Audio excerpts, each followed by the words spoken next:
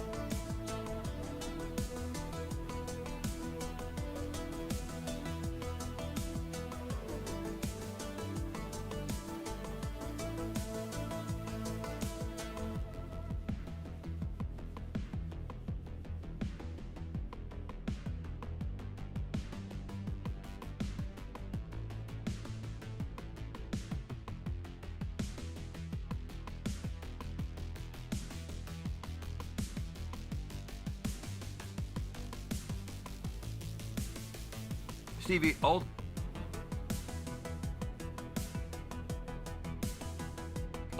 Stevie, old.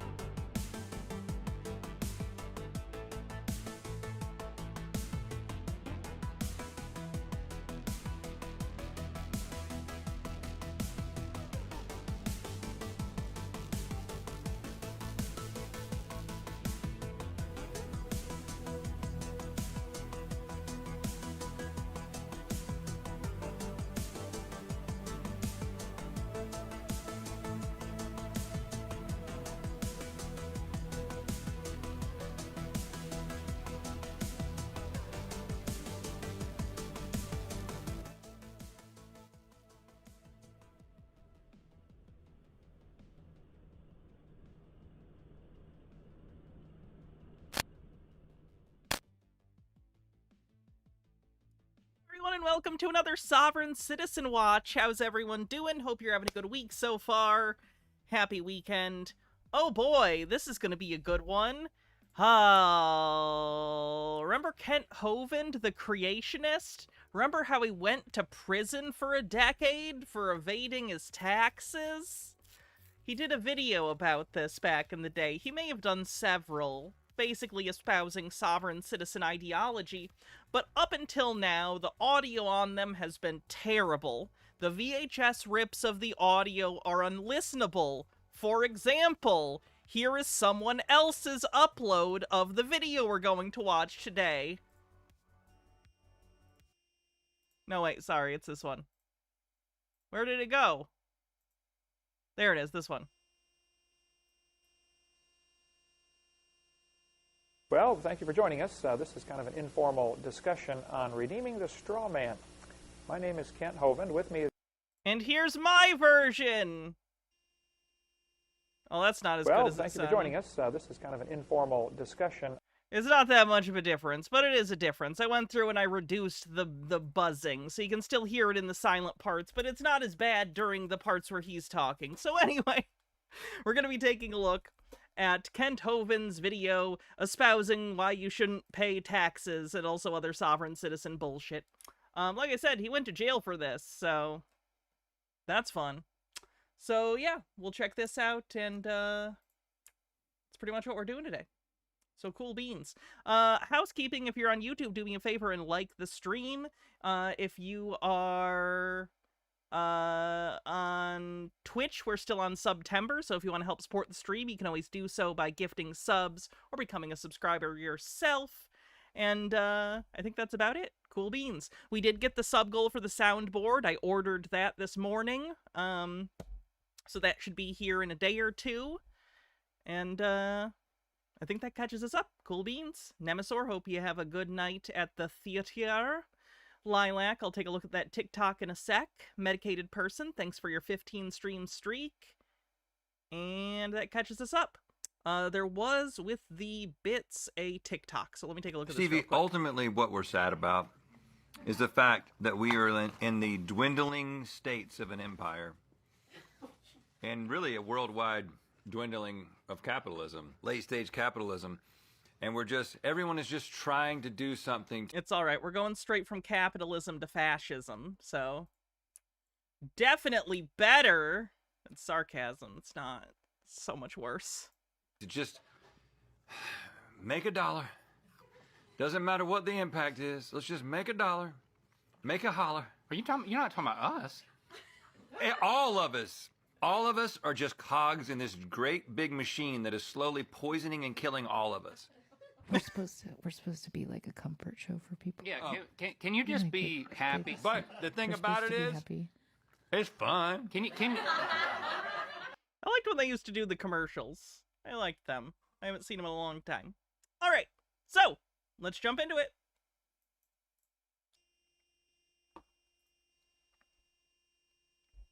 Well, thank you for joining us. This is kind of an informal discussion on redeeming the straw man. My name is Kent Hovind. With me is John D'Arcy from South Florida. Thank you, John. Nice of you to... I tried to look up this John D'Arcy guy, by the way. I'm sure he's out there in sovereign citizen circles or in prison. I couldn't find it in a brief amount of time that I looked at it, though. I worked today, like at my real-world job, so I didn't have a ton of time. Drive all the way up to... Speaking of which, the video's going well. I posted the little intro, like, opening credit sequence, basically, that I put together on the Discord, if you didn't see it. I still think I gotta edit it a little bit to fix the timing on it, but, yeah, should be good. Visit us here in Pensacola. America's in trouble. We have a lot of people confused about what's going on. This will be just kind of an informal discussion about it ties on a variety of topics, but where are our rights? Our founding fathers said, "We hold these truths to be self-evident, that all men are created equal. They're endowed by their Creator with certain unalienable rights. Rights that you just can't put a lien against." I want to point out that the unalienable rights, as opposed to inalienable rights, apparently has been a trope in sovereign citizen circles for at least 30 years. I'm still looking for the origin of that. I'm telling you, I'm going to find it someday. I'm going to find the first instance of some crackpot not knowing the word inalienable, and therefore creating the word unalienable. Like, I don't know if this is the first. Probably not. But it's the earliest I've seen. So I don't know. But I didn't know they were saying that like 30 years ago. So, good to know. H-Baird says, I know we're past rapture talk, but here's a pro tip. If you're going to predict the rapture, make sure you predict that it'll happen at 10:30 a.m. on the first Friday of the month. Then when your town does its monthly tornado siren test, everyone will think it's the trumpets blowing. And Toreador says, I know you love Elon Musk, so sorry about this. And it's about how Elon is in the batch of files related to Jeffrey Epstein that Congress released. Gasp! Shock! Yeah, I know. They're all fucking scumbags. I don't care. I mean, I care, but there's nothing I can do about it, so... Like, genuinely, you could be like, here's photo evidence that Elon Musk is a child rapist, and I'd be like, yeah. I believe it. Not shocked. You cannot say anything to shock me. Period. It's just not gonna happen. Whatever horrifying scenario exists, I've already thought about it in my head 5 years ago. I'm way ahead of ya. Ya boy Aster, thank you for a Prime subscription. Appreciate ya. Toreador, thanks for 64 months. Almost on a hype train.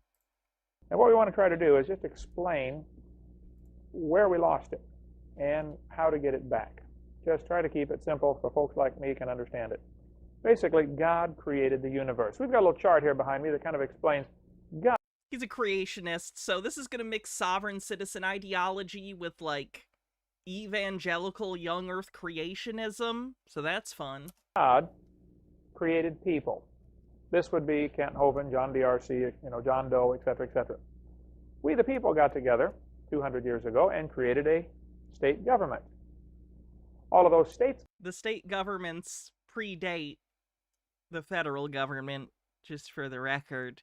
He's acting as though we didn't have, like, individual states, like Massachusetts or New York prior to the Declaration of Independence, which isn't a thing. Those were already states. They were just under the purview of the UK, but whatever. I won't get petty about it. Nemesaur, thanks for gifting 10 Tier 1 subs. Ooh, and Valorant added 2 gift subs and a bonus gift sub. That's rad. Thank you, Nemesaur. Appreciate it. We're on a hype train, 90% to level 4, and Amber says, good news, everyone. Disney, Sinclair, and Nexstar all caved on Kimmel. I'm not shocked. They don't have as big of a monetary dick. I really need to not stream after work. I'm not as good as coming up with things to say. They don't have as much power as Disney does, so I imagine Disney basically said, hey, either play this, or we're gonna pull our programming, or their advertisers were like, what are you doing? Got together and created a federal government. I've read his dissertation, right? I have. I've at least read parts of it on stream. Kent Hovind's dissertation is written worse than middle school, like, essays. I'm not joking. Kent Hovind, I believe, graduated from a non-accredited college. So it's like a bullshit bozo school. It's like a clown degree. It's not real. And the federal government is supposed to be the servant to the state government. States are supposed to be supreme, states' rights, which goes into a long story of the wrong side winning the Civil War, right? Exactly. Do I need to go into that statement? I don't think I need to. I think it's pretty self-evident why him gleefully joking about, not even joking, I guess, him gleefully offhandedly mentioning with a smile on his face that he wishes the South won the Civil War. Can I clip it? What do you want me to do with it? You think if I showed that to Kent Hovind today, he'd be like, I disagree with that statement. No, I'm sure he still thinks it. The man owns... Oh, wait, no, I was thinking of the other one. I was going to say he owns a creation museum in Kentucky. But that's the other one. That's Ken Ham. Where's Kent Hovind's museum? I know some kids drowned at it, or a child drowned there, and he didn't give a fuck. And also Kent Hovind had a pedophile friend he let hang around his kids' creation theme park. Ew. But what was the Florida? That makes sense. Civil War? What was the Civil War? It's Abe Lincoln. For those that don't know, Kent Hovind, allegedly, his friend, was a little kitty diddler, and Kent Hovind, let him hang around his theme park around the children. What a classy guy. Lincoln's War. It wasn't the Civil War. That's right. It wasn't slavery. It wasn't slavery, no. And then the federal government created a corporate federal government. Notice it's all capital letters. The corporate federal government created a corporate state government. Sovereign citizen stuff. Right. Oh no, I skipped ahead. In Africa, who never... They created a corporation and chose my name to go on their name, which is what most Americans do. The state government can tell their person, you must wear a seatbelt when you drive your car. They can tell this person, you must file an income tax form. You must get a Social Security number. You must get a driver's license. You must get a birth certificate, et cetera, et cetera. And they have the right I am still convinced that anyone who's anti-seatbelt has a mental illness. to tell that to this person.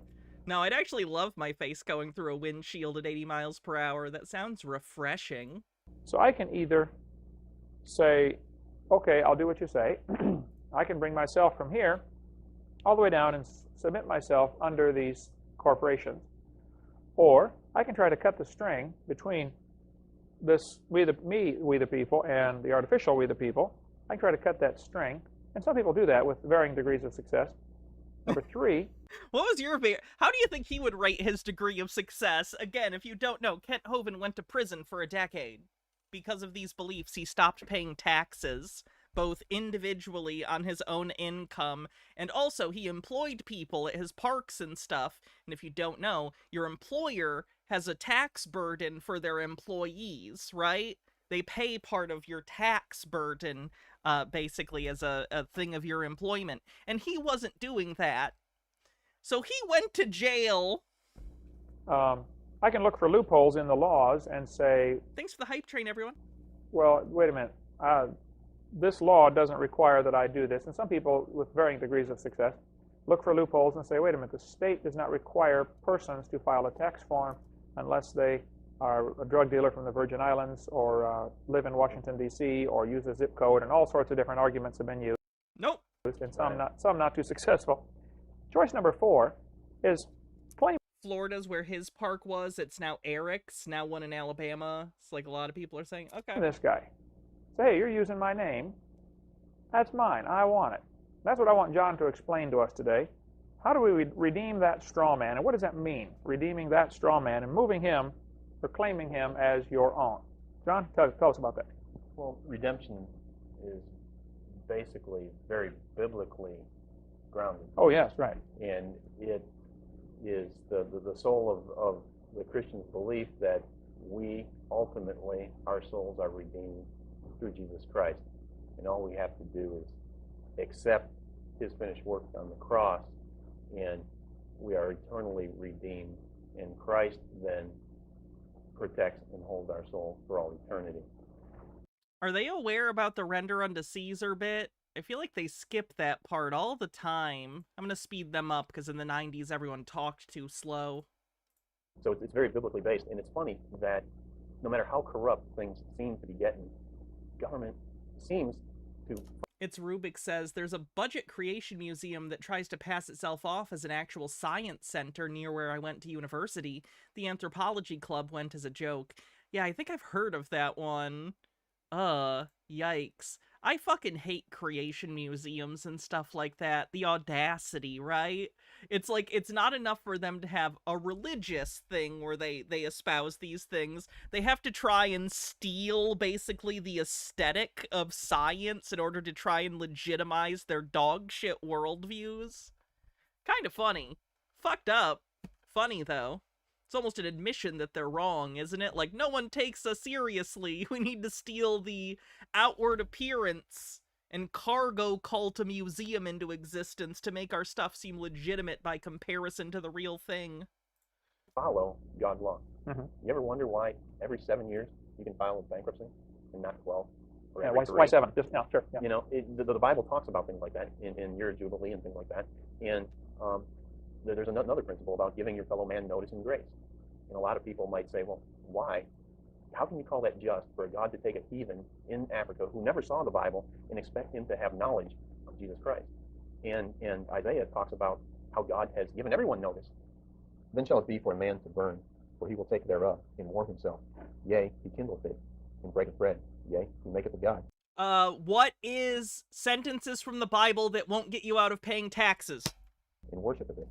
He maketh it a graven image and falleth down thereto. By the way, has Jeopardy... I was watching Jeopardy the other day, and I don't watch Jeopardy often, but I started watching a new episode of Jeopardy, because Ken Jennings is the host these days, and I haven't seen it in forever, and it was really hard, and I couldn't answer a lot of the questions, and then I skipped back to an episode of Jeopardy from 2003, because it was the first episode that Ken Jennings was on as a contestant. Jeopardy questions have gotten way harder over the last 20 years. I know this is random and has nothing to do with the topic for the day, but I don't know if this is like a discussed phenomena, but I assume because of the internet and so many people being into Jeopardy over time, they've had to make the questions more difficult, because I could answer almost all the questions on like early 2000s or 90s Jeopardy, but new ones are like so specific. I don't know how else to describe it. So we see one type of man that looks at God's nature, and he does not marvel at it, but he has rejected God's general revelation as opposed to object it, in stark contradiction with what David does. Yeah, David looked at himself and said, I'm fearfully and wonderfully made, in the book of Psalms, you know. And as a biology teacher, I would agree, you know, you got to study anything about human anatomy. When he calls himself a biology teacher, bear in mind that he doesn't think evolution is real, so I don't think you should trust him on biology either. biology, and you'll say, man, we are fearfully and wonderfully made. One cell more complex than a space shuttle. And that's I always love how they make that claim. Can you define complexity to me in this exchange? Like, what do you mean a cell is more complex than a spaceship? Last I checked, spaceships don't just, like, grow themselves out of other spaceships, you know what I mean? I don't know, it just feels like an unfalsifiable claim because you haven't even defined the parameters of what you mean by complexity. It's the kind of thing that feels right when you hear it if you already believe in creationism. Like, you're like, yeah, cells are complicated, but it doesn't really mean anything as a sentence, right? It just feels right if you already believe it. Unbelievable. The best thing man can build is, God builds trillions and trillions of them.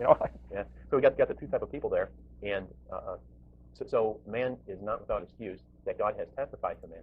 And if man accepts God's general revelation, then God is faithful, and He will send him specific revelation, meaning the Bible and knowledge of Jesus Christ. So the heathen that's out in the middle of the jungle in Africa who does not have a Bible, he will be held accountable to the revelation and knowledge he has, meaning nature. So that is a very basic principle of law that we have to give notice and grace. And just as God gives us notice and grace, in law, would anybody be surprised to find out that there are very elements of notice and grace that are given? And that is a very, what I consider to be a biblical principle that is very prominent in this whole concept of redeeming the straw man. The other... Wait a minute, so you're saying it's in God's economy or God's plan or God's character, give notice of what you expect. That's right. And what you want. That's right. And then the grace is a time period in which to accomplish this? That's right. Okay. Okay. And the other concept that I see here is we've got a mirror, okay? And we have God, and He's perfect, He's holy, He's just. In the flip side... What is he writing down right now as notes? Would be Satan. God is perfect. Thinks he's getting brownie points with God by writing that down diligently. And he is the exact opposite of what is holy and what is just, right? He's evil. And God, only God can create real, tangible things. Paper, sure, and matter wood, of time. and so Satan cannot. So all he is left doing is counterfeiting, and he's a great counterfeiter. And could you just stick with this opposite stuff, guys? I really didn't want this to be a creationism. Green guy says, I ran out of tortillas today, so I made some. They taste good because there is a good amount of fat, oil, or butter in them. Hope they're good. That is the other principle that we find out here in the straw man, is that whatever God created, Satan's got his counterfeit to. And man turned around and man created real de jure government. The government turned around and created a fiction. And I like to think of the state, in fact, when we start talking about government, when I mention the word state. I've never had them successfully explain why they think the government needs a straw man in order to have power over you. Like, is it not the fact that they just have authority? They're the government. If you don't show up when they tell you to by court order, you get arrested. You don't need to magicify a straw man. It's not how anything works. I think of the state that is created in the womb, mankind. Okay. That is real government. And our founding fathers said, there is where the basis of all government. It's held within mankind. Right. The executive, legislative, and judicial. Even in Genesis. Right, it is held within mankind, and mankind has created governments that dictate that you pay taxes, so do that. Render unto Caesar, motherfucker. Chapter 10, after the flood, God told Noah, he established government. He said, whoso sheddeth man's blood, by man shall his blood be shed. That's a great point. You're right. And we have our dispensational theology, and we have covenant theology. And a lot of times I meet people who want to throw away covenant theology and say we're under dispensational theology. And then other people that want to say there's no dispensations, and they're all covenant theology. And the other point that I think is important is we can't sit here and say, well, we're under grace, let's throw law out. Because very clearly, law does apply in our life. If you don't believe so, go jump off a 10-story building. You'll find out how quickly law applies. The law of gravity is applying all constantly, right? A circle has 360 degrees. Whether you like it or not. Exactly. Right, sure. So, but law does not affect our justification. Okay? But if we keep certain laws, we might live a lot longer and be healthier. Right. Okay? And so we are not justified by keeping that law. But that's why I say, although a lot of these concepts in the straw man are there in the law, Old Testament, they still apply because we have not ultimately become totally sanctified yet. Mm-hmm. Someday when we reach total sanctification, none of this will be relevant as opposed to the law, and we will have new bodies, we won't be able to sin and things like that. So I guess that's the basis for redeeming. Now the what's he Son. writing down? New bodies, rapture theology. Well, tell me, you mentioned an illustration that seems to make a lot of sense about McDonald's. Mhm. Tell us that about what about McDonald's? Yeah, that's pretty interesting. Okay. I bet this McDonald's analogy has no holes. Alden Undying says, never trust a man who puts words in the mouth of God and says it's the absolute truth. It's lies and it smells like death. Why would God need your dirty money if he wants to start a holy war? Self-righteous, judgmental, the first to throw the stone and use his name for your own perfection. Voltaire, the musician. Oh, I've never heard that quote before. If we were to go out today and just start building a McDonald's franchise, but we never paid our license fees and we never told McDonald's about it, we just figured they got millions of stores, they'll never know. We could probably get away with that and keep going and sticking the money in our pocket. Now, most Christians I know would probably say, "Ooh, John, that's very unethical." All right? I mean, it is unethical, but also, no, you wouldn't get away with that. I don't think he understands how McDonald's business model works. Hydrate. No, it's not the biggest deal in the world, but look into the McDonald's Land Leasing Corporation. Holy fuck. As long as we didn't get caught, we can get away with it. Okay. In essence, that's what's happened to us. The way the McDonald's franchises work, and the thing that McDonald's, I believe, makes most of their money on still, is by leasing the land that their franchisees use to have the restaurants on. Basically, I don't think this has changed unless it has, and I don't know. The idea is that if you want to own a McDonald's, that's fine, but you have to have it on a piece of land that McDonald's owns and you lease from in perpetuity. McDonald's is not a restaurant. It's a real estate business that uses restaurants as the reason to get people to lease the land, because the McDonald's are a business that can make rich people money, or at least medium rich people, you know what I mean? They might want to buy their own franchise or whatever, and they pay franchise fees and the leasing fees back to McDonald's. It's a whole fucking thing. Really fucked up business model. Also, they treat their employees like shit. I know, I used to work there in high school and college. It was a nightmare. Benekagami says, the straw man is necessary because they're working backwards from the conclusion that the government authority is an illusion that that most people buy into. It only makes sense if you operate under the idea that you're magically shielded from state control unless they trick you into consenting. I guess that makes sense. I mean, it doesn't make sense, but I get where they're coming from a non-rational point of view. They have created a straw man, and they are using this entity. And as long as we don't show up to say, "Hey, you can't do that," they're going to go keep on using it. And so, since they created this and used your name, That's right. as long as you don't say anything, well, They keep they're going. going to keep using it. Sure. And it gets worse than that, because we take ourselves out of a position where we are accountable to God, and we come on down and we say, I'll become that person for you. And we take ourselves out of a position of being their master and put ourselves in a position of becoming the servant. Have churches done the same thing by becoming incorporated? That's a very interesting issue. This the will- 501c3 corporation. There's a U.S. Supreme Court case named Hale v. Think. It's wild to me, the idea that these people take the nonprofit status, the 501c3 thing for churches, and treat it as anything other than the government bending over backwards to let churches do whatever the fuck they want. For those that don't know, it basically means churches don't have to pay taxes. It's entirely beneficial to the churches. And when it was introduced, there was, at least in theory, supposed to be a balance where it's like, okay, you don't have to pay taxes, but if you're one of these churches that doesn't pay taxes, you're not allowed to talk politics, right? Over decades, that's been completely eroded and the government doesn't enforce it at all. So you have these giant mega churches that completely exist barely to talk about religion at all. Basically, they're propaganda arms of the Republican establishment in order to try and push people towards these, like, right-leaning positions under the auspices of the Christian religion. And they pay no taxes. It's tax-free. It's a shelter. And, rich assholes like Joel Osteen can just fucking ride their private jets around. It's a nightmare. And in that court case, they basically stated that a corporation is a creature of the state. Okay. All right. Let's follow this analogy with an illustration. Green Guy says, McDonald's is one of the biggest landowners in the U.S., and it's why fast food places look so gray now, because you don't need to remodel when you sell. Excuse you, I was told that it was because after the mud flood, we lost the ability to create neoclassical buildings. Let's take your phone number, for instance. Right? Who owns that phone number? Good question. I guess I have to pay every month for it, so the company owns it. So the I'm phone renting. company, basically. If we stop meeting our contractual obligations, mainly paying our phone bill, They'll take it away and give it to somebody else. exactly, Sure. and you'll see how long that phone Right. number is yours. 30 days. All right. So the same thing with a corporation. A corporation is a creature of the state. Okay. You have to apply to the state. Okay. You fill out all these articles of incorporation, and it has to follow the guidelines that the state sets.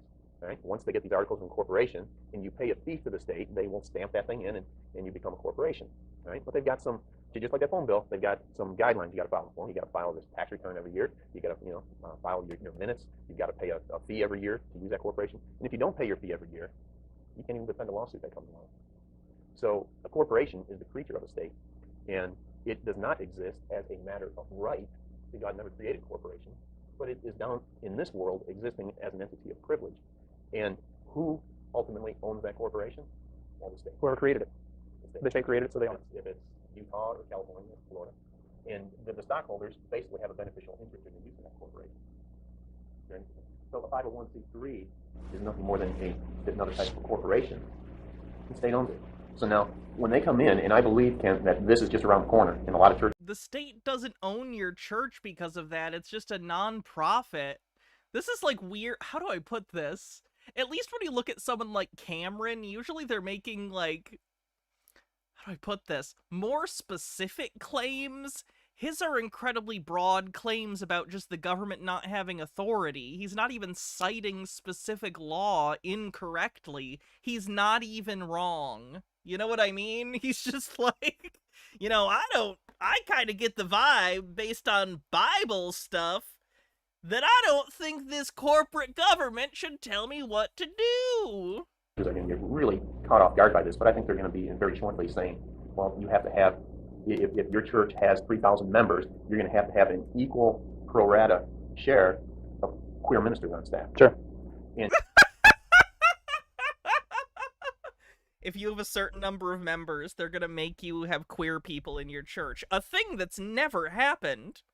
A thing that's never happened, by the way. Oh my god. These goddamn people. if you don't have a queer minister, they could revoke that tax status. And you want to say, well, You can't, don't become tax-free or they're gonna put the F slurs in your churches. man, isn't that unconstitutional? I'm very smart. No, not really. They created it. Yep, and it's just like that scenario with Was this during Obama? This was like the early 2000s or late 90s, I think. Let me look if there's a date on any of these other uploads. Because he went to what year did he go to prison? Can someone look that up for me? Exactly. Right, sure. Ugh, the audio. See? Listen to how it sounds before I cleaned it. So, but law. So much white noise. And the background noise ain't so good either. Ha ha ha ha ha. What I don't know what year this came out. McDonald's, okay? Hovind began serving a 10-year prison sentence in January 2007. Okay, had to be before that. The video quality screams the 90s. But, he could have just had a 90s video camera in the early 2000s. If you want So it's hard to say. to sell Grandma Hovind's 1-pound hamburgers, you can do that. But once you enter into a franchise agreement with McDonald's, you can't sell Grandma Hovind's hamburgers. I have to sell what they tell me to sell. You have to, Right. exactly. So if we have left our position with God and we have elected to become this corporate franchise, and they say you will have queer ministers, at that point in time, I think as Christians it becomes a matter of, are we going to honor our contracts? Yeah. So I think it's more important to watch what we're doing and be careful the contracts we get into if we don't want to have to follow the terms of those contracts later. But see, in Proverbs chapter 6, it says, if you've stricken your hand with a stranger, you made a contract. Mhm. Try to get out of it. Do your best to undo that, especially an unending contract. If I say, John, I'm going to hire you for $10 an hour to work for me, well, I probably should have an end to that, to work for me until this project is completed. And in case it's taking longer than I thought, then we have a cutoff deadline of, unending contracts are dangerous. You got to be very cautious about that. In Proverbs chapter 6. He just said that the South should have won the Civil War. He literally said that the side that wanted slaves in perpetuity should have won, and now he's like, I don't know, though. Endless contracts aren't a good idea. Yikes. Alton Undying says, I'm trying to get a specialist to help with my non-draining sinuses. Please wish me luck. Good luck. warns us about that. So good luck. I get some flack. Your plentiful sinus trove of snot that needs to drain from other Christians because we have not incorporated. I am not 501c3. I don't want to take. God told me to go preach His word. Okay, I don't need the state's permission to do what God already told me to do.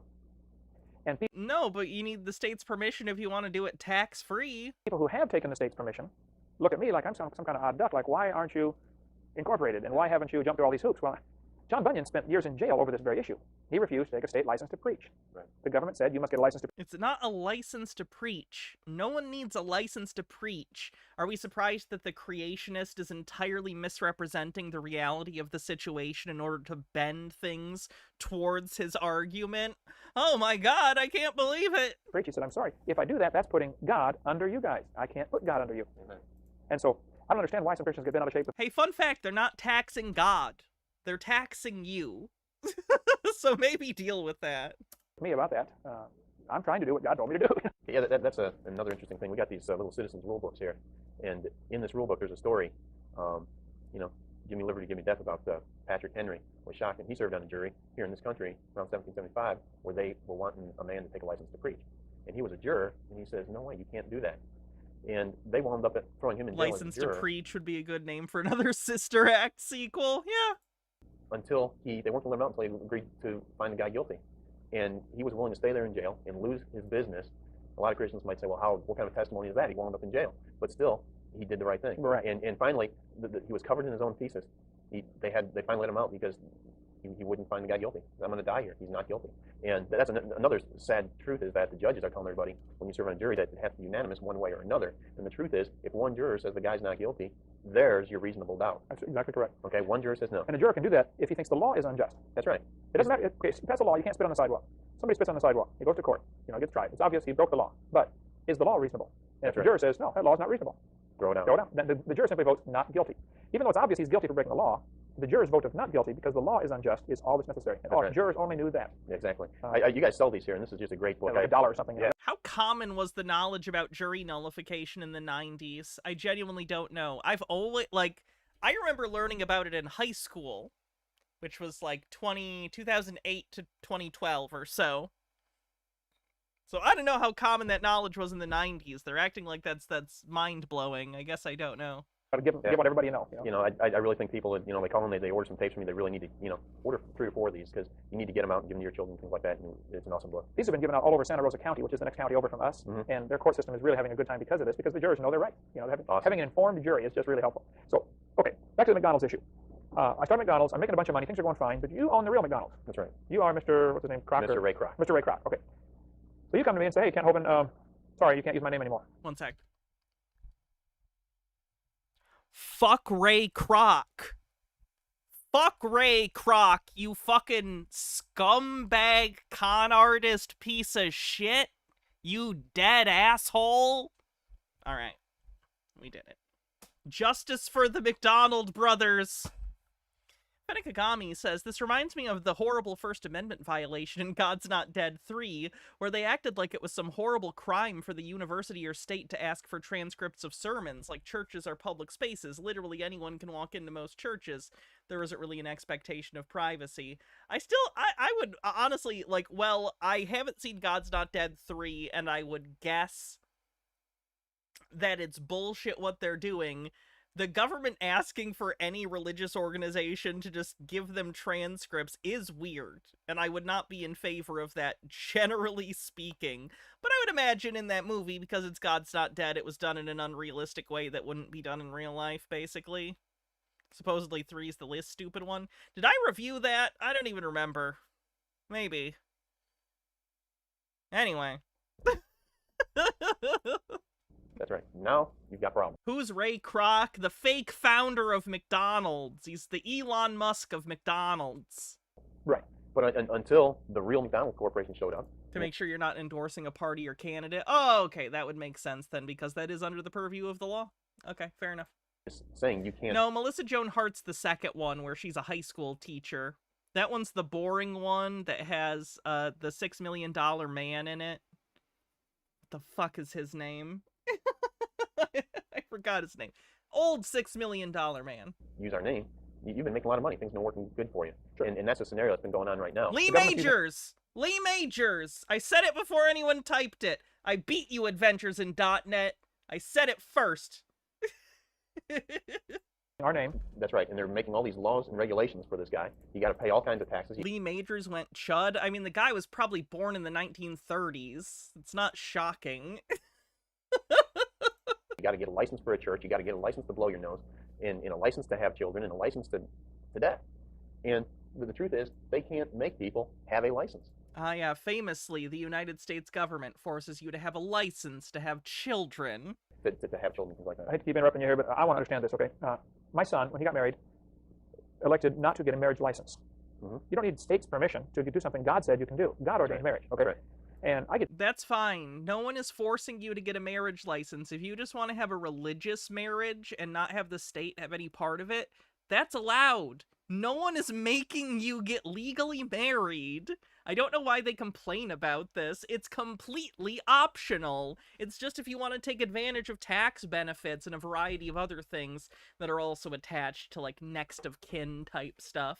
And there are usually other avenues through which you can get that stuff set up that isn't marriage. So I am tired of sovereign citizens complaining about the, like, legal marriage thing. It's a non-issue.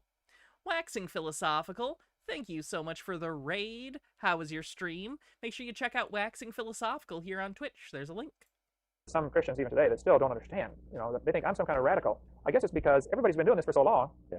And when somebody comes along and says, hey, I've got my freedom, they don't understand it. Or they resent it, or they're jealous of it, or something. Exactly. I don't know what it is. And now I have a lot of appreciation for the battle Christ was fighting with tradition. Right. What do you mean? My parents got the marriage license. Their parents got and it's really tradition that we're following, and not God's law. And marriage is a very interesting topic, and everyone's just so familiar with going ahead and getting that license. Let's just take that. Explain. If you get a marriage license from the state, you don't need the state's permission to get married, okay, obviously. But if you decide to do that, that becomes a contract. That's right. Now, contractual law is very different than constitutional law. That's right. The Constitution gives us, as people, the right to make all the contracts we want. That's right. If I say, John, I'm going to pay you $1,000 an hour for the rest of my life, sign the contract. Of course, I'd be stupid to do that, but hey, if I signed the contract and didn't fulfill it, you take me to the local court, they find me guilty, they throw me in jail, take away all my property, and give it to you to pay the debt. That's right. And I can stand there all day long and say, they wouldn't throw you in jail for that. It would be a civil violation because you broke the contract, and they could make rulings to force your hand to make sure that you follow the contract. But the fact that he thinks you could be thrown in jail for a breach of contract is pretty indicative of his lack of understanding of the nuances of civil and criminal law, huh? We talking Kent Hovind today? Unfortunately, we're looking at one of his old tapes from the 90s or early 2000s where he's talking about his tax protester stuff. Namely, the stuff that sent him to prison for a decade before he went to prison, so. you've got a constitutional right. Well, yes, you do, but I made the contract. That's right. And that's where I was a fool. That's what Proverbs 6 warns us about. It's kind of interesting. You talk a lot about when people ask you, Ken, do you think we should be teaching creation in public schools? And I like the way you say, well... And Cursed Chaos, thanks for following. You're asking the wrong question. Let's talk about, should we have public schools first? Then the second question kind of takes care of itself. That's the real question. All right, yes, we should have public schools. Next question. And what they're doing to us, they're giving us the same sucker punch. They're setting us up, doing this, and then they're about to pop punches over here. And this thing about same-sex marriage comes up. And the real issue isn't same-sex marriage, right? Let's talk about the real question is, can the state sanction and create a marriage? Any marriage. No. Same sex otherwise. Yeah. They can't. So once they've got... They can create a civil marriage contract. They absolutely can. They're the state. What are you talking about? What do you mean they can't? The Christians to buy... Like, governmental entities keeping records of marriages is not even new. Even historically, when it was dealt with by the church, for instance, when you would get married, like in the Middle Ages or something, the church might keep a record of that kind of thing because the church was effectively the de facto government, right? Or at least took up a large role that the government would these days, right? They handled a lot of affairs like that. It's just a human thing, man. We keep track of stuff like that. I don't know what to tell you. Into this idea that it's the state that creates the marriage, that then Well, if they can create a marriage, now they can define the terms, whether it's male, male, female, female. Sure. And Because we've already given them the right to make the decision. They don't have the right to make the decision. That's right. So and there's some other interesting things that happen. I know here in Florida there's language to this effect that says that the fruits of the marriage shall be deemed wards of the state. Okay. So if you produce children. You produce children. All right. Now if they are wards of the state and they say don't spank. No, that's... Oh, no, they're going to defend hitting your kids. Of course they are. Don't get married or the state won't let you abuse your child. I forget how deranged these people are. Holy crap. Green Guy says, sounds like old white Christian men reaching for crayons about how they're oppressed. Yeah. Isn't it so hard for them?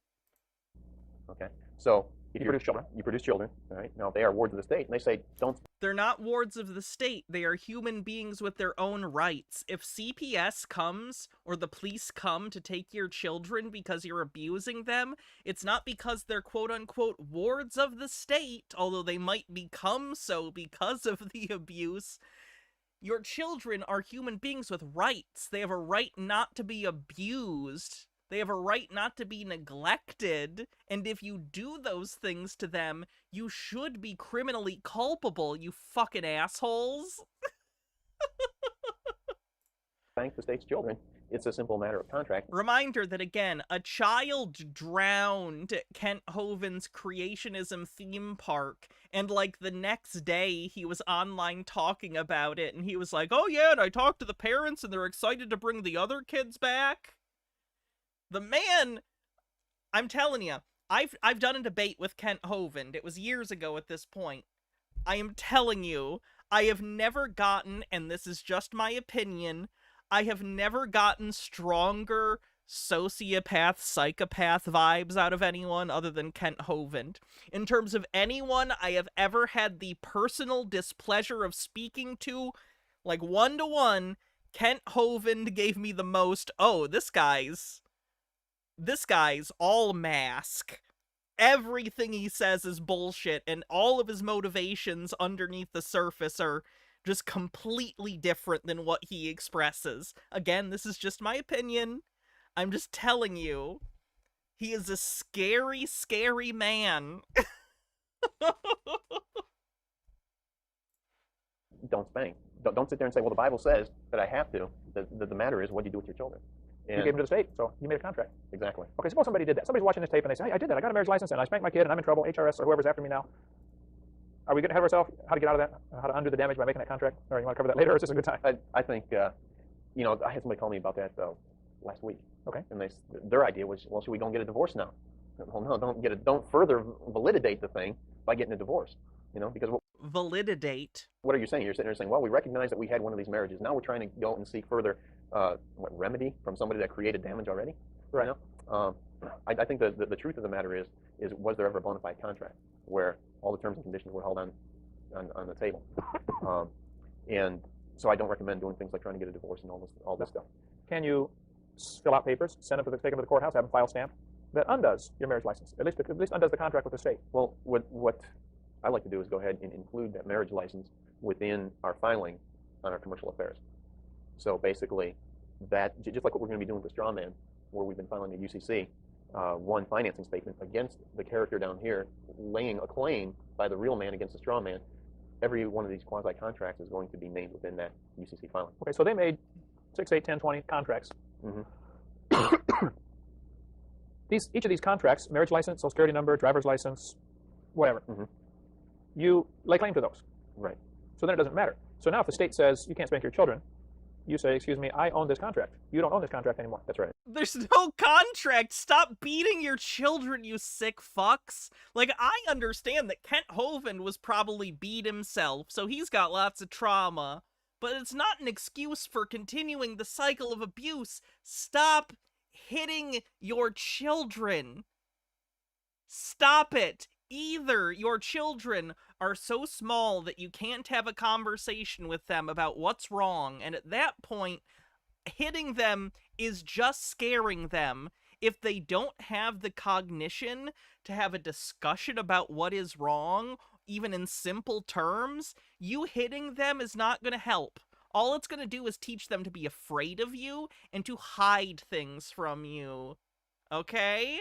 If they are old enough to connect what's happening to the beating that you're giving them, then guess what? They're old enough to talk.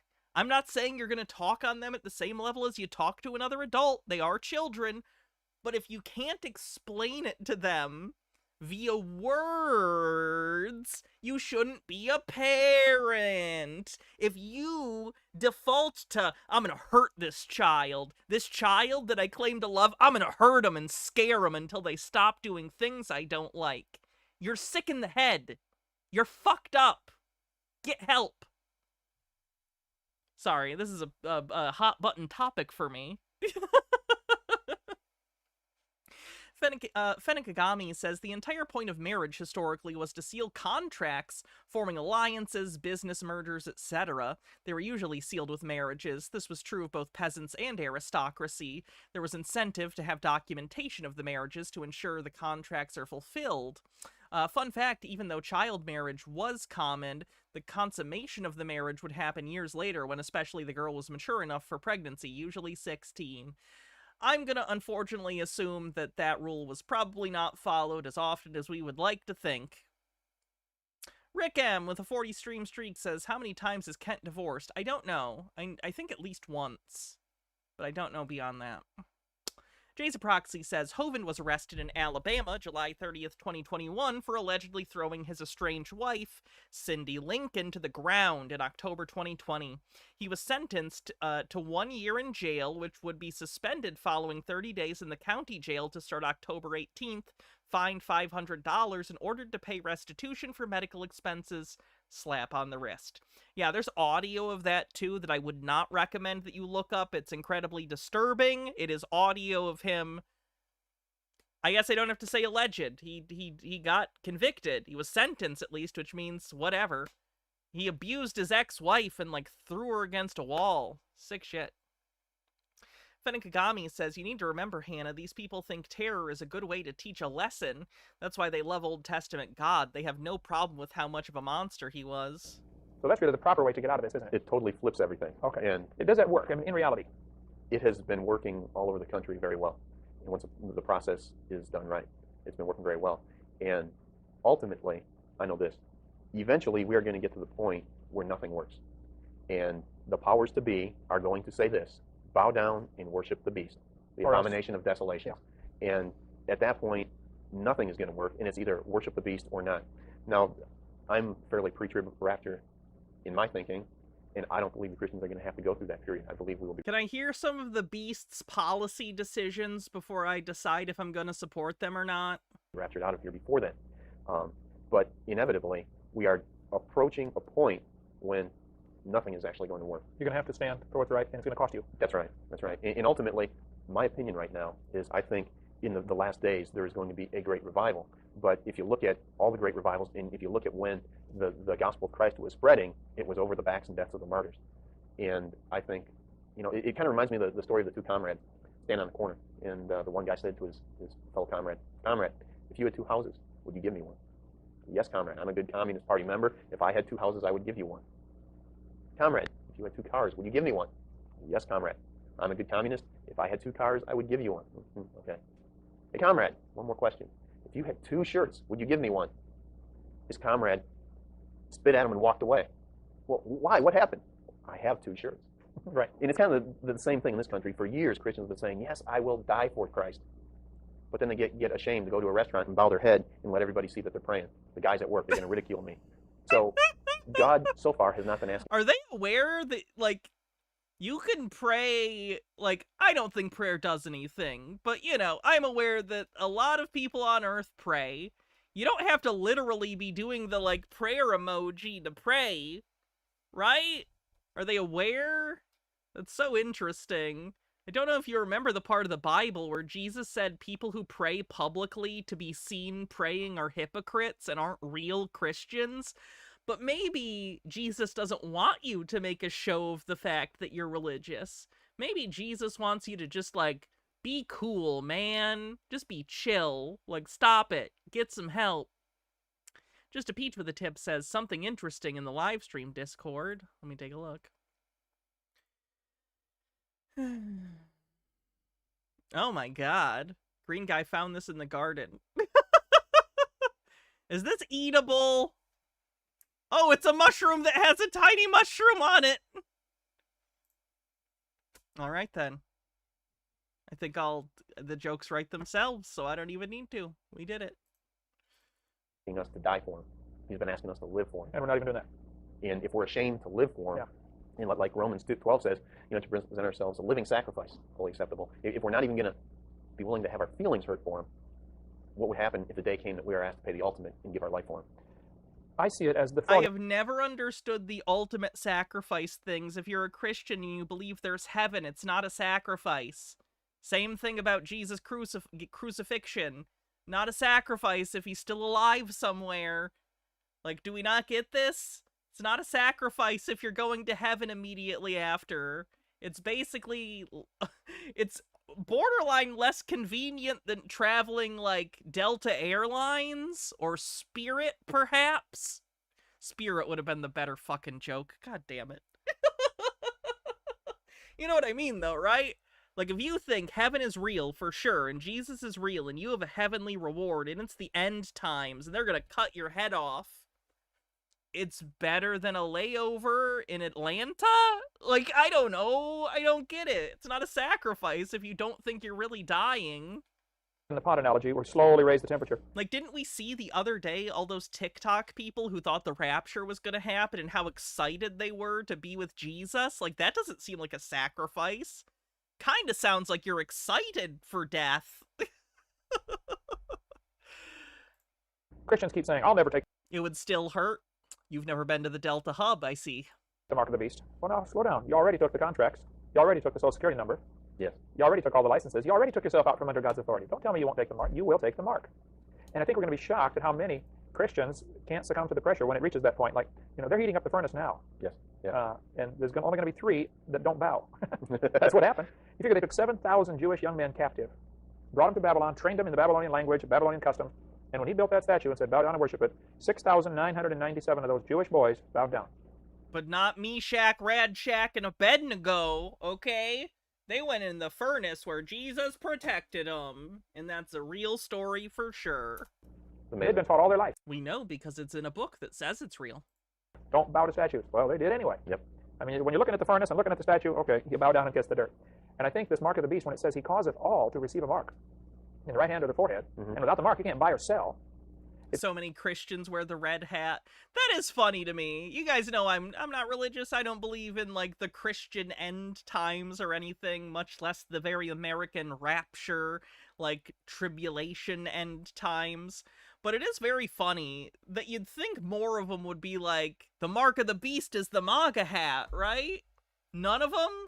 None of them see the callous, angry, vengeful, ignorant man-child in power and go like, that's not very Christian. At least in theory. I don't know. It's real easy for us to sit here and say, I'll never take that mark. Well, just wait till you're hungry. Yes. Yeah, and that's exactly what happened in the Depression. Sure. Everybody's hungry. Standing in line to take that mark. And that's how they create the crisis on purpose. The Depression was purposely created so that people would line up to take this number. And they're going to do another Depression or something so that people will line up to get the mark. Give me my chip. I want to go to the store and buy something. H. Baird says, so is being with Jesus like getting photos with a celebrity at a con? Is there a really long line as soon as you get to heaven? Do you only get 3 minutes with Jesus before you have to get back in line? If your relatives who died before you are in line, can they get you to cut with them? I have so many questions. I think that's such an interesting question. I do wonder how a lot of the rapture people perceive a situation like that. Because a non-insignificant number of people walk around, and I'm not saying this is all Christians, I'm saying this is typically like evangelical, hardcore, really indoctrinated religious people that are fundamentalists, that are part of a church that tells them that they can have direct communication with God. Like some of the people we saw on the Rapture TikToks. I think they spend their days talking to Jesus already. Like, they have conversations with Jesus in their head, and they have thoughts in their head that they think, oh, that's Jesus responding. It's not. It's just them. Effectively, this gets used as a pejorative so often for religious people. I don't want you to perceive this as that, necessarily. I'm not saying this is like a I'm so smart. I'm not. I'm saying this legitimately in terms of very specific rapture-driven Christians, like the ones we saw in those TikTok videos. I think they genuinely view Jesus as almost like an imaginary friend. They don't know that, but they're treating it like that, where they will have conversations in their head with basically this tulpa they've created of the religious figure of Jesus. So I think they're best friends with Jesus. I think they think they'll go to heaven and Jesus will be like, oh, it's great to, like a Discord friend you've never met, but you've talked to them for years online. I think that's what they think. Anyway, Amber says, Hannah, these people don't even properly understand the prayer in school thing. They're either dishonest, ignorant, or believe in their God only as a means to bully queers, disabled people, etc. You as an individual, even as a teacher or other state employee, are allowed to pray. You can even hold a general moment of silence. You're just not allowed to, as a part of instruction, go, okay, kids, now we're all gonna pray specifically to Jesus, or Thor, or the Tutha Danan, or whatever. Yeah. That's coming very soon. Coming soon to a town Okay, near you. here we are. We've gotten all these contracts, marriage license, driver's license, etc. Give us the practical steps. Step 1, 2, 3, 4, 5, 6, 7. What do you recommend average person do? First of all, I think people really need to start studying and getting themselves up to speed. Where do they get information? On where they're at. And I'm so sorry to hear that, Cicero Fields. I am so sorry. there's a whole series of good books that helps get you up to speed. And a lot of times people say, John, are you talking conspiracy theories? And I say this. Either you believe your Bible or not. And the Bible says there's a one world government coming, and there is going to be this thing called an abomination of desolation. Right? Now, to me, that is the conspiracy. That Satan has been conspiring against God. Green Guy says, so Jesus is in my heart, so when I go to heaven, will I be in Jesus? That's actually the twist, is heaven is just inside of Jesus. He's huge, or you're tiny. Guess it's all relative. It's really disgusting. Fennec Gami says, the point I was making about child marriage was that, well, yes, girls were often married off at the start of puberty. Freaks that use that as justification miss that, 1, puberty started later back then, and 2, it was at least culturally understood that 12 to 14-year-olds is too young to have a baby. It's amazing that 1000 AD peasants that believed in the 4 humors understood pregnancy better than 21st century politicians. Unfortunately, our ancestors were all minimum still groomers. Yeah, human beings are gross animals. It's not great. For all ages, and that is what everything is heading to. So, yes, I believe there's a conspiracy theory, and it's authored by Satan himself. Yeah, Satan versus God. It's not a smoke-filled room someplace. That's right. So now there's a lot of books, like The Federal Mafia, The Creature from Jekyll Island. There's a book you guys offer here at the ministry about World Without Cancer. All of that deals with cancer. Man, it is awesome to read that book and see how I.G. Farben and the Rockefellers and the DuPonts. Did I see Umbrella's doing a release of Quest for Fire? I love that movie. And yeah, I did see that. They're also putting out a Toxic Avenger collection that has all the movies in 4K, including the Peter Dinklage version. Yeah, they have some really good stuff coming up. And just all these guys are together in this thing. And that is just a little taste of what happened with the medical industry. But what happened with the medical industry happened with law, happened with psychiatry, happened with even the churches, through this 501c3 thing. And it's amazing what happens. So yeah, there's a lot of good books that people can get. And I say the first thing is, because we start talking about the straw man, there's a lot of things that happen to get up to the point where we are today. Right. And so there's a lot of these good books that I think that they can get and they can start reading. What I don't recommend that people, watch a tape like this and then say, I'm going to stop paying my taxes, and they have no idea what they're doing. Get themselves in trouble. Go off half-cocked. Right. And exactly, because there's some people who that code obviously applies to. Right. And there's certain people that don't. I've got a friend that came over here from Germany. He doesn't file a tax return. All right. And oh, that's not good. That's not allowed. Obviously. Fun fact, if you're from Germany but you're in the United States, if you're making an income, the government expects their piece. Sorry to break it to you. You're not in good shape if you don't do that. Heck, I'm an American, and if I went and let's say I moved to the UK or whatever for a year and I was like, I'm living in the UK, I might have to pay UK income tax, if there is. I guess I don't know if they do that or if they just do a sales tax. I don't know what their taxation system is. But let's assume they have income tax of some kind. I'd have to pay that, and the United States would still expect their bit, even if you live there for years. Yeah. He doesn't need to. But there's a lot of other people who don't need to file that return either. Right. And I'm not in a position to say whether you should be filing that return or not. You've got to look at your own scenario, look at the law, study the law, and make that determination for yourself. Sure, and I've spent a long time studying that and trying to put this in perspective. Jesus said the love of money is the root of all evil. That's right. And what we have here is some people who have a strong love of money, Rockefellers, etc., and who have worked to make us all their slaves. Right. You charge something on your credit card, they get 2 or 3%. They didn't do a thing. It's amazing. It's amazing. They're really raking in the dough. They are. They loan the money to the government so that they can collect the interest off of that loan. They'll even create a war. Country A fights country B. We'll loan both of them money. And let them kill themselves. Let them kill most of them. We've got to keep a few left to pay off this debt, because after all, they do owe us money, you know. Put a stop to the war when we're ready. Now you both start paying back this money. Because you don't recycle much on a $40,000 bomb. Right. You know, you get 20 cents worth of scrap metal, you know. So they make a fortune on it. Right. And so if we can keep in mind Jesus' words, the love of money is the root of all evil, and that Satan does indeed want to rule this world, and he hates humanity. Yeah, it feels thinly veiled, doesn't it? Then it starts to make sense of how we've got this problem. Yes. We've allowed it to be created. Now, to redeem the straw man, to lay claim to this, you help people do this. Yes. They say, first of all, they need to study and know what they're doing. Make sure they want to go this route. Right. What problems are associated? If I fill out the paperwork and follow In your the U.S., as long as you spend less than 30 days in the U.S., you don't have to pay taxes on the first 120,000, and the foreign taxes reduce the amount. Oh, that's good. I assume you get to reduce it by the amount that you pay the taxes. That's a thing in the States, too, in regard to, like, on your income. I think the federal taxes are less the amount, your income rather, is considered less the amount that you pay in state taxes, because it's considered not income because it's an expense going elsewhere, which makes sense. and say, send it off to the Secretary of State and say, I'm laying claim to Kent Hovind, the corporation. Now, what's the pitfalls? What do I have to be careful of? Well, one of the beautiful things about doing this is a lot of people are very, or expecting this total change in their life that's going to make everything instantly impossible for them. They're used to trying to get rid of that Social Security number and refuse mail that doesn't come addressed completely right. And the way I put it was a breath of fresh air to realize that I really don't have to change that much.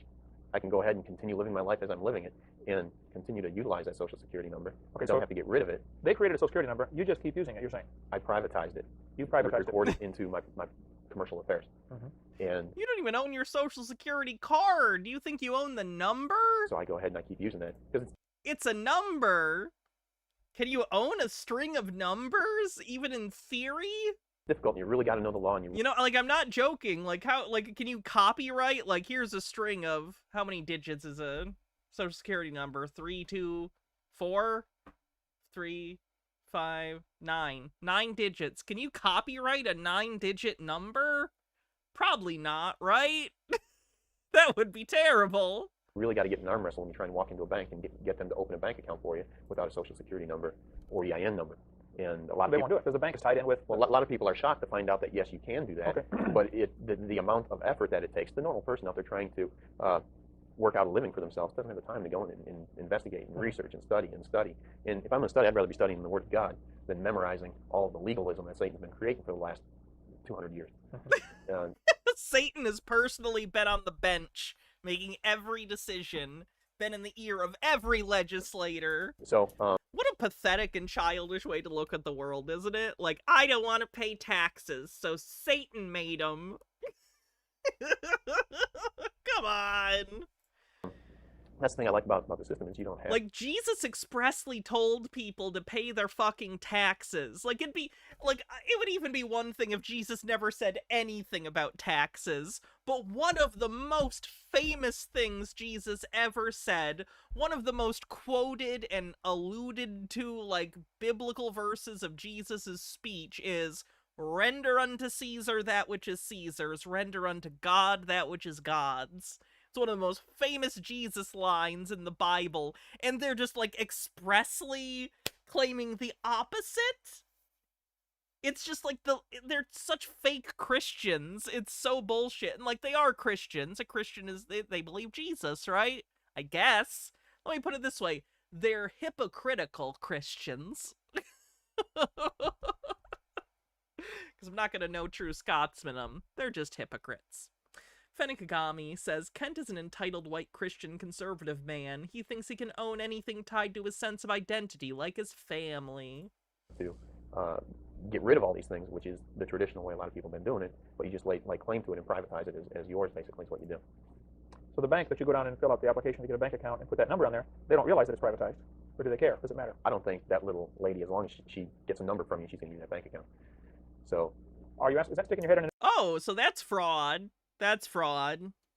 That's fraud, by the way, if they're like, give us your social security number, and you give them any number other than your social security number intentionally, that's fraud against the bank. I wouldn't recommend that. News to asking for trouble later?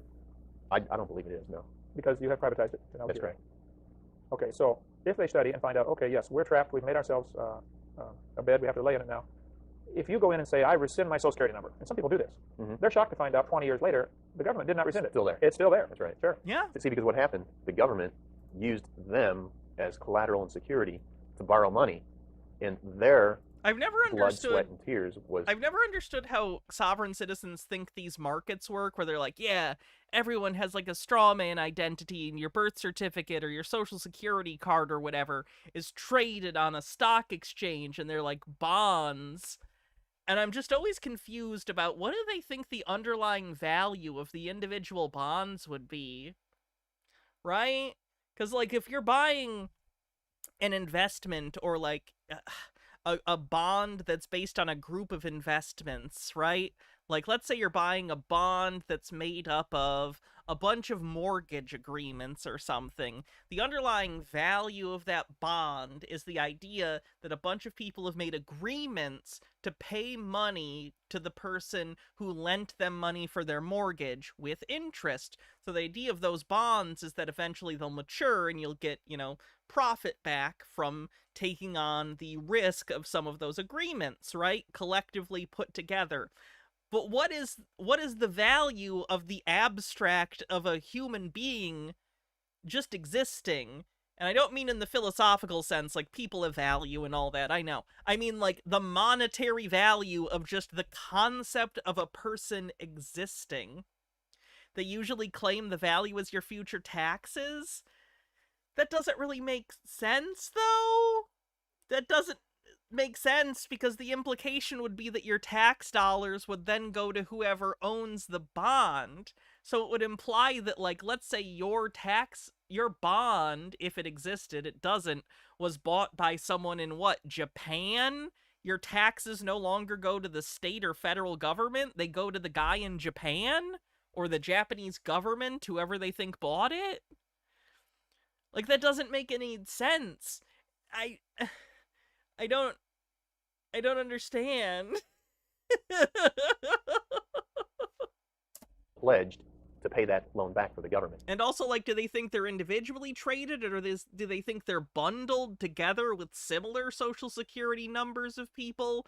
Like, this is our AAA people straw man bonds, and these people have a high likelihood of high tax income over the next 30 years, and here's our double B rated bonds, and they make far less, or maybe they can't work, or so, you know what I mean?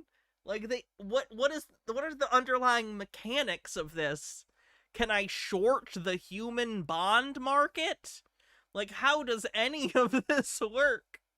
Sure. So that account was basically used to create money, right? And they borrowed money against it. They can't just, hit delete in their computer, because now they got a big bookkeeping problem because they've already borrowed money against it. Right. So if a person, such as myself, stopped using their social security number 25, 30 years ago, okay, didn't use it for anything, I went down to the social security office and said, can you look up this number for me, please? My number from 30 years ago. Sure, no problem.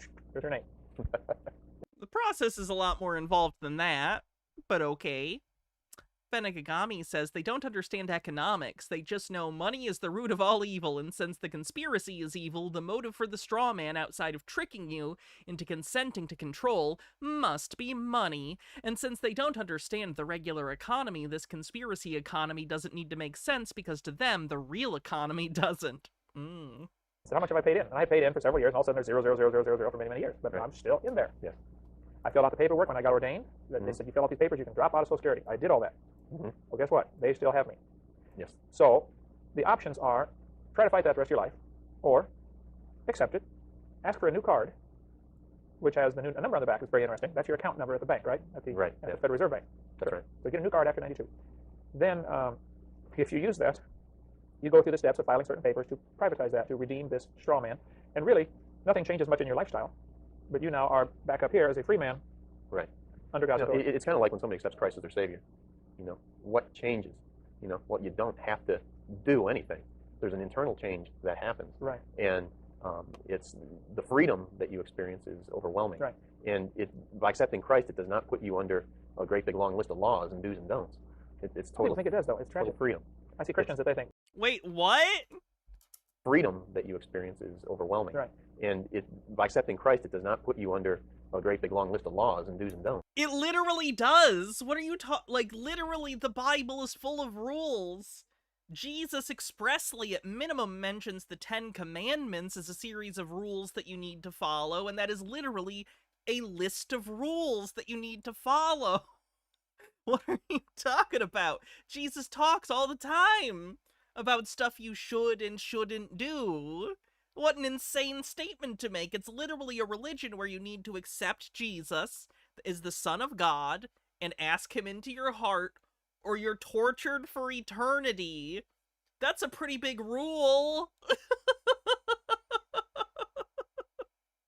That's much more intrusive than any form of taxation. What are you talking about?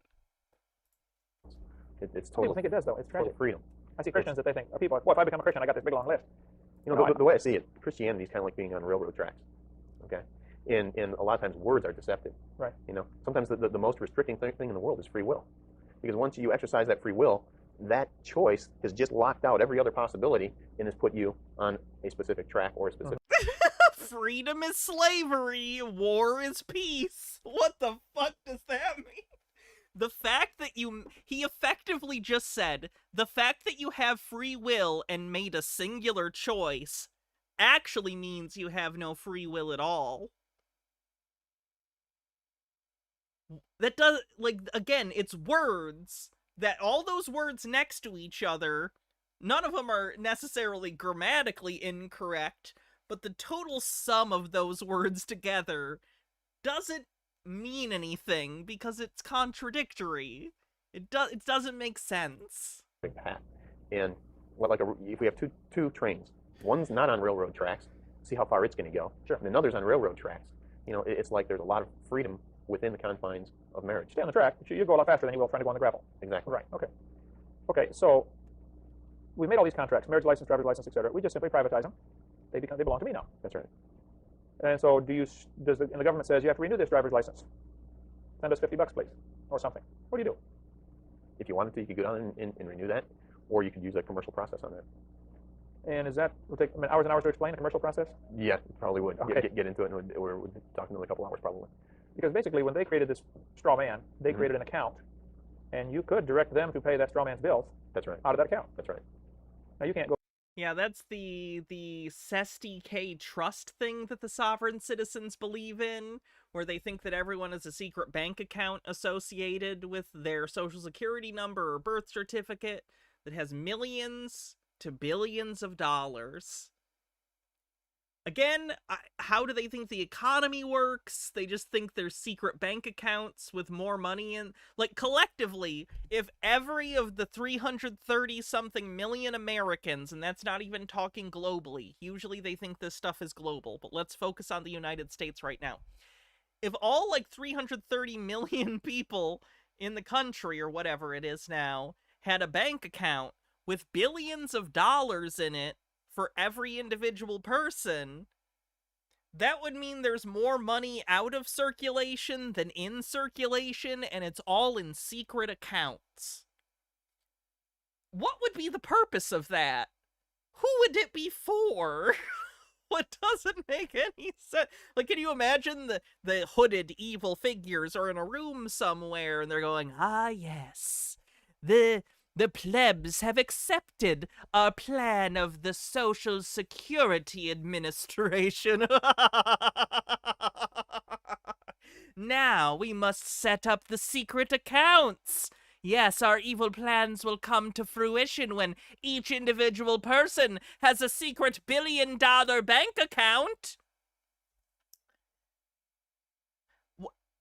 Why are we doing this again?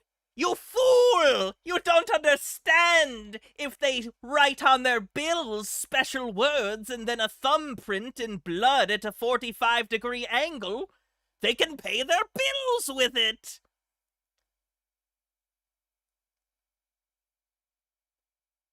Why, though? No one likes you, Dave! And no one did like Dave. And no one did like Dave. We'll get all that money and say, send it to me, please. But you can, let's say they want $50 for a driver's license to renew it. You could direct the Secretary of the Treasury to pay that $50 Out of your DTA. out of your DTA, Direct Treasury account. direct Treasury account. Okay, I know we're going to get 1,000 phone calls. That's what Green Guy says cookies Don't are want. fucking good. It depends on the cookies. Crunchy cookies? Yes. Soft cookies? I don't know. I don't know about that. if people see this tape, I don't want to hear any more about it because I don't want Unless they're fresh baked. Fresh baked cookies are allowed to be soft. If they're cookies from a package, they need to be crunchy. I will not be moved from this. This is like as important as framed posters to me. more about it. Okay. There are people that'll help. Right Way Law Right Way Law. helps people. Jack Smith and the guys out there. Right Way Law. They've been studying the law for years, and they encourage people, look, study the law, obey the law. I think everybody should obey the law, even the government. Even the government. Even the government. Sure, I'm not trying to break the law. So if you want to get a bank loan, no problem. You just go down and they ask Fill you- out the paperwork. Soft cookies are better than crunchy cookies. Fight me? Yeah. You gonna let famous Amos die in vain with that sentence? Very nice. Get a loan. I just have problems with the Christian going down and getting loans. Yeah, we should try to, oh no man, anything. That's right. But some people, the reason a lot of churches don't want to get unincorporated is because if they get unincorporated, they feel they can no longer give out tax receipts for their members who give money. Right. Which goes back to what Jesus said, the love of money is the root of all evil. Yes, correct. If you are not signed up as a 501c3, but you give receipts to your donators as if you are to try and write off their taxes, that's going to get you in a lot of trouble. The fact of the matter is you can give out a tax receipt if you want. That's right.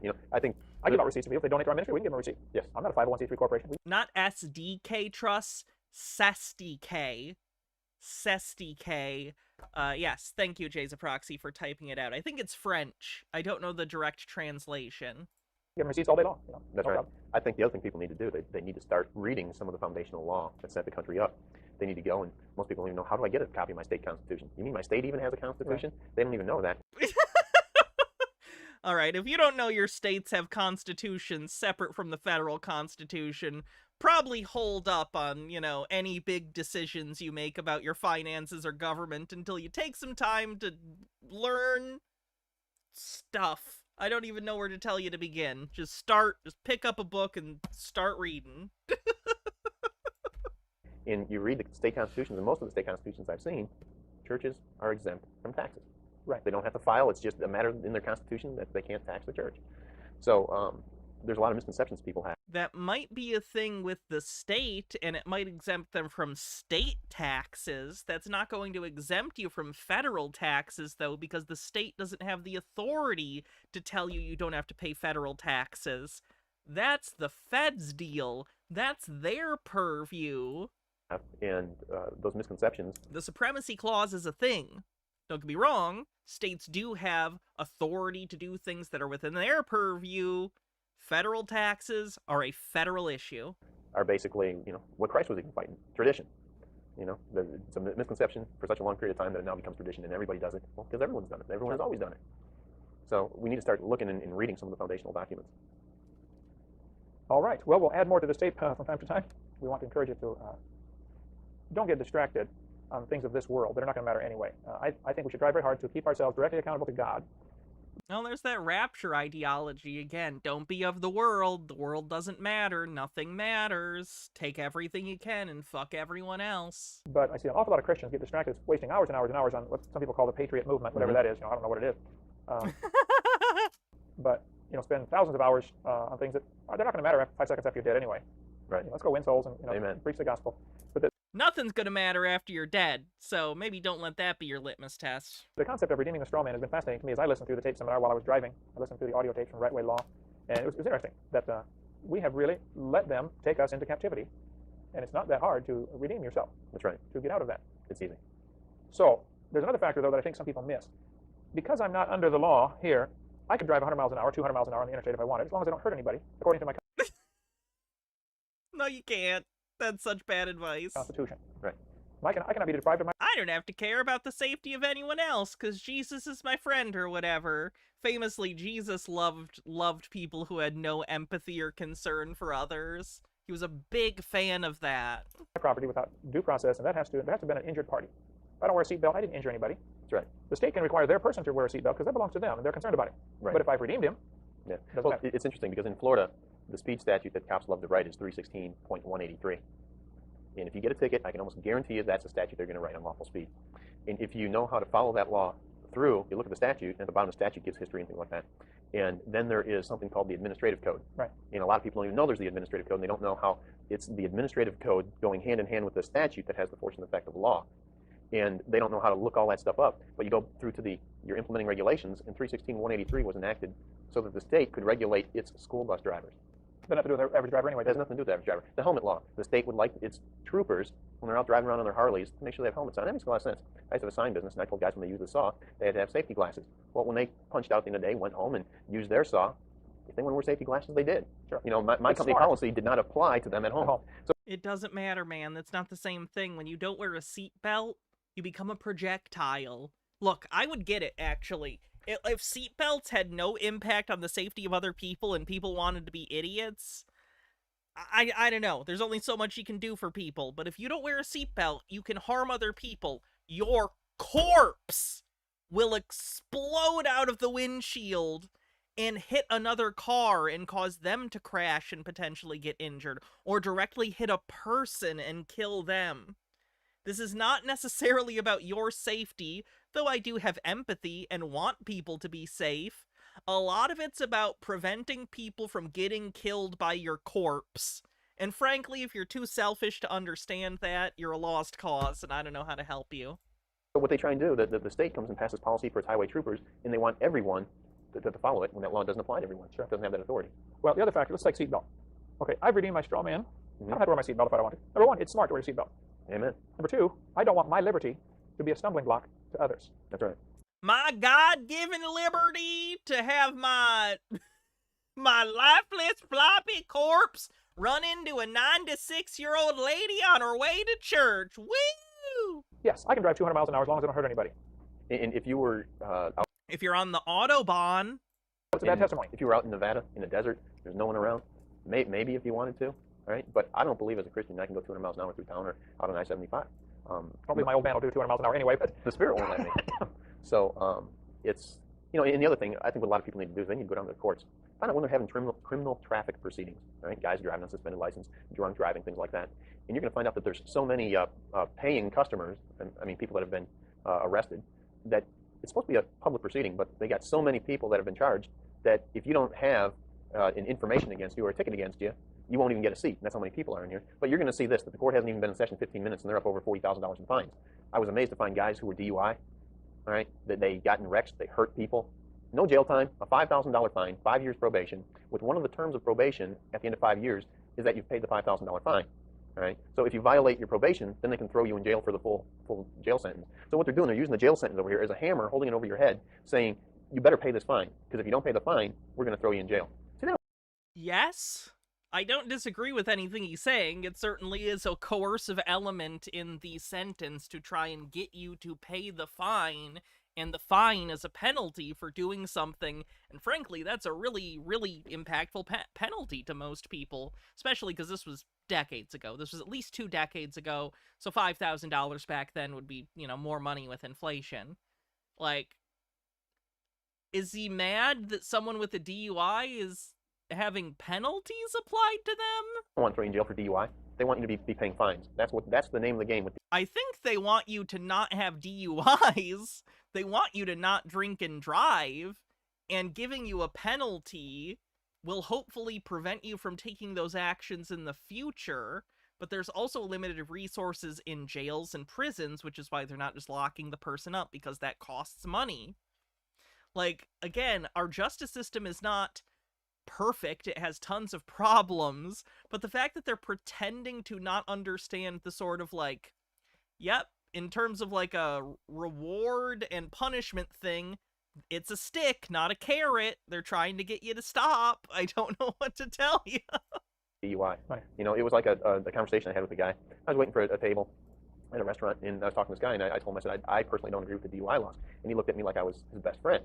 You know, he personally had 3 or 4 DUIs every time he... Oh, so he definitely shouldn't be driving 3 or 4 DUIs. He should be in prison for the rest of his life, as far as I'm concerned. Green Guy with a $3 tip says, I think it's more about money for seatbelts. If you don't wear seatbelts, you and others are more likely to get hurt. That costs the insurance companies more money. I mean, that might be a knock-on effect, but I truly do believe most people just don't want a bunch of corpses, again, in traffic accidents, flying all over the place, you know? It happens that more destruction does correlate to more expense. But, like, people do care about people getting killed in car accidents, broadly speaking. He got in an accident, there were people that were hurt. He hadn't gone to jail yet. And he had one fine of $5,000. The next time he got $7,000, and the fines are just going up. And he's, you know, working, goes down to his probation officer, and he's making all his little payments. Right. And he knows he can drive as drunk as he wants. He's just going to have to keep getting these fines that he has to pay. Not indefinitely. And he thought I was his best friend. I said, I disagree with the DUI. And I said, the real issue should be if you are incapable of controlling yourself. I don't care if you haven't had any beers, right? And you drive in an irresponsible manner and you hurt someone, right? Especially you kill someone, you should be in the hot seat. Well, he looked at me like I was the worst thing in the world. Right. And he said, if it was that way, I would go to 7-Eleven and buy a case of beer and go home and drink it. And I'm like, imagine that. Personal accountability. Sure. If you'd that's have what the Bible's full of. Exactly. But there's already accountability. Like, no, that's not... Like, I don't care what he said in the moment, if this story even happened. Creationists make shit up all the time. But even if that story's true, that... Clearly, what he said is not true, because if it was consequences that would stop him... then he would already have stopped. Because he's had a bunch of consequences. That doesn't make any sense. But see, if people were personally accountable, they couldn't make all this money through this court system. Yeah, that's it.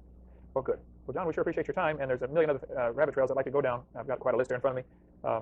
I don't want Christians who haven't discovered their liberty to get mad at me because I have. Right. And that's what happens. It's really sad. Yeah, and all I can say is when you meet someone who has discovered what's going on, there's a whole another world out there that you may not have stumbled upon. And so if somebody's out there driving without a driver's license, it may be sinful for you at that point to get rid of your driver's license, because if you honestly believe that that God had ordained that government in that a driver's license was a valid exercise of legislative authority, then I think you need to have that driver's license. But if you have if you personally went, you saw your deacons at your church, you know, you went to pick up your hat you forgot on a Monday morning, and you saw the deacons sitting there laughing in the back room, and they were taking all the money that came in, and they were giving it to the Church of Satan, saying, those dumb Christians, what would you do? Would you say, well, God put those elders in there, and I just have to follow them, and I gave it in good faith, so, you know, God's going to... Sorry, where is the federal government giving money to Satan? I think I missed that in the last spending bill. Where was the Satan portion? Bless me. Well, once you had knowledge of the corruption that was going on there, you needed tell the other people in the church what the deacons are doing with your money. Oh, ICE's budget. And now, if next Sunday you didn't tell everyone, you come in and you continue giving that money, knowing that it's being used for satanic purposes, I don't believe God would bless that offering at that point in time. You're liable. So, if people have discovered exactly what the alleged government has done to us, and they are exercising their liberties, and they are doing so at a great risk of being thrown in jail and things like that, I would not be ridiculing them. I would not be judging them. But like I say, we need to study so we will know how you judge gay people. Weirdly selective on who you're going to be judgmental towards. to properly apply Scripture. Sure. 2 movies that we'll go off a 2 more hour rabbit trail here. We won't do that. But if people watch the Wizard of Oz, Yes. the Yellow Brick Road. Yeah, that's amazing because that's all Oh, now I want to watch Wizard of Oz. full of symbolism. That movie holds up for a movie from the goddamn 30s. You know? They spelled out the whole plan. Do people still show that movie to their kids? Probably. That's been a movie people show to their kids since the movie came out for almost 100 years. There's some movies that just have a weird timeless quality that I think almost every generation sees at least once or twice when they're kids.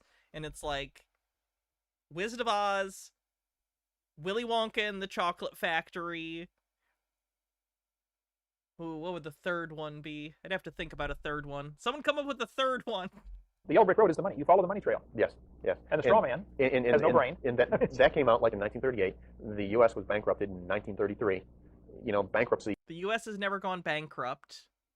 Who knows what the future holds? But as of right now in 2025, the United States has never gone bankrupt. Gone with the Wind. I don't think most kids have seen Gone with the Wind. is like a legal proceeding, and Dorothy was told if she didn't hand over that dog. What about Return to Oz? Return to Oz is great, and I love Return to Oz, but it's nowhere near as ubiquitous. Sound of Music? Probably. I've never seen Sound of Music, unfortunately, but that's probably true for most people. Right? And this lawsuit was going to be filed, was going to take a whole farm, and then when she woke up, we're not in Kansas anymore. I've also never seen Old Yeller. Well, hello, state I know they shoot the dog at the end. Why am I going to watch that? state of Kansas. In Kansas, there was a fiction, right? So she was now in this fictional. Went from the reality to the fiction across that mirror. The Wizard's amazing. Right? So she was now in this fictional. Went from the reality to the fiction across that mirror. I kind of love that as a graphic. It's just nonsensical. Who is the wizard? Also, why are there 2 Z's in wizard? Am I crazy? Am I the asshole? Wait, hold on. Wizard doesn't have 2. No, you would know this. No, okay. No, what the fuck? Why does it have 2 Z's? Alright, whatever. I'm not gonna question that. Should this be an emote? Just this square of who is the wizard? Hold on, I'm gonna get this real quick. I don't know why. I don't know if I'll use it, but I think it's funny, so I'm gonna grab this. Give me a sec. Who is the wizard?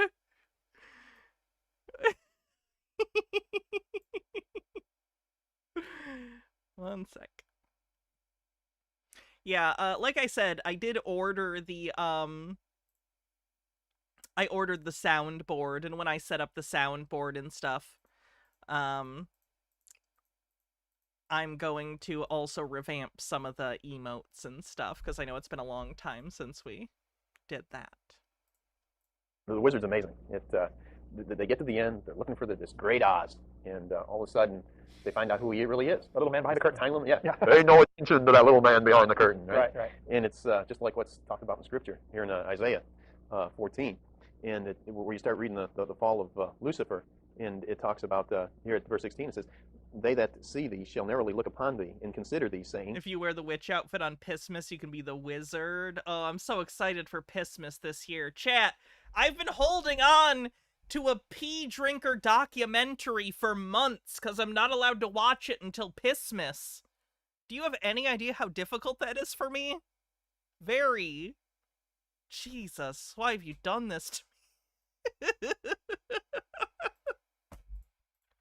Is this the man that made the earth to tremble, that did shake the kingdoms, that made the world as a wilderness and destroyed the cities thereof, that opened not the house of his prisoners?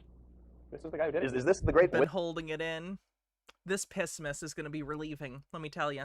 wizard? Satan's going to be a little guy. We're all going to see Jesus just toss him into hell for 1,000 years. It's amazing, and it's now I look at him completely different. Not as a powerful guy. He's this tiny little dweeb that you could probably flick out of your life, but the only thing he's got going for himself is deception. Yeah. And he appears to be very powerful. He appears to, and it is an incredible deception.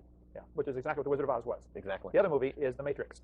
That's now, these are heathen movies, right? Put out and some bad language and all this kind of stuff. But the concept they're getting across is the same thing about the 2 different worlds. Yes, that's right. Now, it's amazing. A lot of people don't understand why we teach art to children in school and why schools have always had art in there. And that's very simply because art, you look at art and you see a cross-section of where your society is at that point in time. You look at art from the 16th century or look at art during the Dark Ages.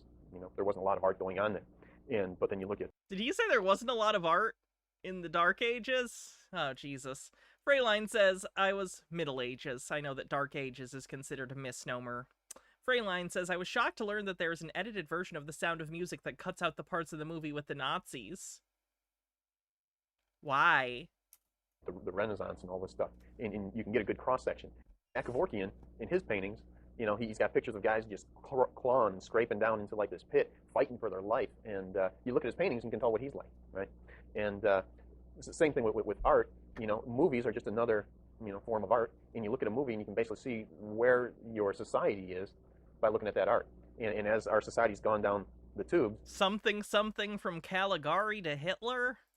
You can see that depicted in the movies of the... I don't disagree broadly that certainly you can look at the art of a given society at a given time and place and make, you can make observations about that society based on the art they make, based on the films they make. I don't disagree. I think the conclusions that I or most people would draw from that art is quite different than an evangelical Christian, but what are you going to do?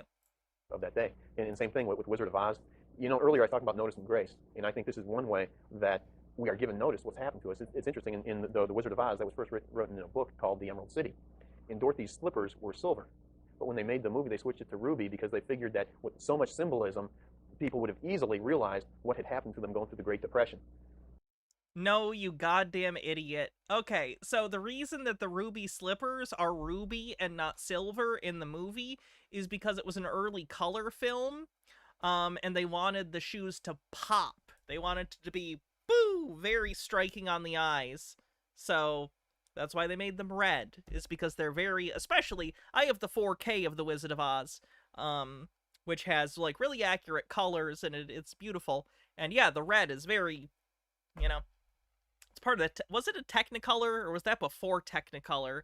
Because if it was Technicolor, there's a very good reason that it shows up really well, and it's because Technicolor is a 3-color process, and one of the colors is red. So if you have something that's, like, very red, or green, or blue, it's gonna be very stark, be very bright, be very clear. They took the silver away. Exactly. So they changed it from silver slippers to ruby slippers, and it was the silver slippers found. What's Technicolor versus regular color? Well, regular color, I guess, would just be like real life. There's no regular color in movies. Technicolor was a specific technological process involving 3 different colors of film, basically, or 3 different layers of film. You'd have a strip that would pick up the red, one that would pick up the blue, one that would pick up the green, at least I think, RGB. I could be wrong, but I think so. And then they would effectively combine those colors together into one film, and it would give the impression of Technicolor, of having a full range of colors. Nowadays, with digital photography, it's different. It uses sensors and stuff. And I don't know how that works. I'm not going to pretend I do. I barely understand film stuff.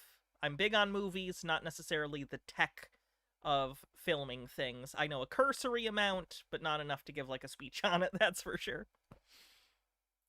Following the Golden Road back, and that was how Dorothy could actually get from down here, the fictional state, back up to the real Kansas, follow the gold, find out what the bankers did to the country. And there was your answer. Oof, that bankers had some boop, boop, boop, right on it. You could hear it. So Matrix, again, a lot of symbolism, and I can see how we've all been sucked into the fiction. The Matrix is a fiction, and we got the web, the internet, and there's a lot of symbolism going on there. And ultimately, this is definitely post 2000, or yeah, post 99, right? Ultimately, there's a question. Matrix came out in 99. Kent went to jail in 2001. No, in 2007 he went to jail, I think. That talks about. So sometime between 99 and 2007. 07. Do you want the red pill or the blue pill? If you take a blue pill, you won't have any knowledge of the Matrix, how it works. Or the red pill, you can go on and live your life, you have knowledge of the Matrix, and you can try and make the appropriate changes for good. I want the red pill. Some people don't want to know. They prefer ignorance. Ignorance is bliss. We're having a blizzard. Leave them alone, okay? Our founding fathers that started this country a couple hundred years ago, about 3% of the population supported them. The vast majority said, we don't care. Yeah, that's not true. That's something that's touted by the 3%er, like, militia movement, which is a fascist militia movement. Not true. It was not 3%. It wasn't 100%. There certainly were people who disagreed with revolting against England, but it was not 3%. That's a lie. We don't care if we serve King George. We don't care who it is. Just tell us who won when it's over. Right. Okay.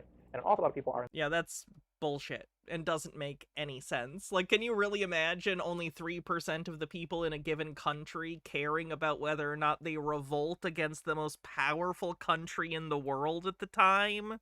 Crazy. That state today. And a very small percentage followed George Washington, and were willing to risk all. Mm-hmm. But I'm glad they did. Yep. Matter of fact, everybody today is glad they did. We put their faces on our money, and we, build big statues in our courthouse, et cetera, et cetera. But had we been in that same situation, a small percentage, nothing's changed, 3 or 4%. Right. Still fighting the battle. And it amazes me how that, my ministry's all on creation, evolution, because I think evolution, the idea that man is God, is really the foundation of this whole fiction. That's right. Evolution doesn't say man is God. That has nothing to do with evolution. That's nonsense. That's right. And so I want to reach it right at the root of everything else. And this stuff about IRS and Social Security, this is a little rabbit trail that I don't want to waste a lot of time on. But it is, I think it's part of the major, it's part of the fiction. That's right. And so I think people need to be exposed to it. And should you choose to say, hey, that's a battle worth fighting, I don't have time to fight every battle in the world. I decided I can't pick up every piece of litter on the highway. I can't fix everybody's broken car in the world. I can't fix everybody's plugged up sink in the world. I know how to do that. I just don't have time to do everybody's. Okay. Right. Yeah. I have to pick and choose which battles are worth fighting. As in my seminar, 15 hours long, I kick a lot of dogs as I walk by and say, hey, by the way, if you want more, follow this trail. There's a lot more information there. That's right. But I'd like to encourage people, as we kick this dog about, I kick a lot of dogs as I walk by is an idiot. Like, it's like he's inventing... I'm sure this is an idiom. I don't think he invented it, but doesn't it feel like an idiom some psychopath would make up? Kick a lot of dogs as I walk by. This is a relatable piece of imagery for you, right? IRS and redeeming your straw man, et cetera, et cetera. Don't waste a lot of Can time. we watch the Hovind VHS series on stream to cure your trauma? I think that would give me trauma. I've seen enough Kent Hovind in my life. I've heard all of his arguments a million times. Like, what would be the point? I don't know. I just think that the creationism discussion has been had ad infinitum. And what productive could come from it? What entertainment could even come from it? You've heard all the jokes. You know all the rebuttals at this point, right? I think I've said all the rebuttals at some point in my goddamn YouTube career. It's not much more to say at this point. Maybe for fun someday, though. I don't know. Stay with Does this make Jordan Peterson better than Kent? He wants us to pet cats, at least. That's infinitely better than kicking dogs. Jordan Peterson had a much larger reach than Kent Hovind ever has, so I would call Peterson more harmful, probably. the focus of getting people saved. That's right. And then once you get them saved, ground them and get them going so they can go produce more fruit. That's right. But if we made ourselves slaves, all through the Bible, you see where the children of Israel fell into slavery, and then they begged, God, get me out of this. Yes, that's right. I've experienced the freedom of being in the real world instead of the fictional world. I believe I'm pretty well out, and it's wonderful. Yes, it is. And I'll take the red pill, too. I'd like to know. Some people don't want to know. Some people But say, what's even worse, after people know and then they're aware that there's a Did decision. I catch Kent claiming ignorance and no affiliation with the PR term for the militia movement earlier? Given him being an early adopter of this threeper meme kind of puts a lie to it, no?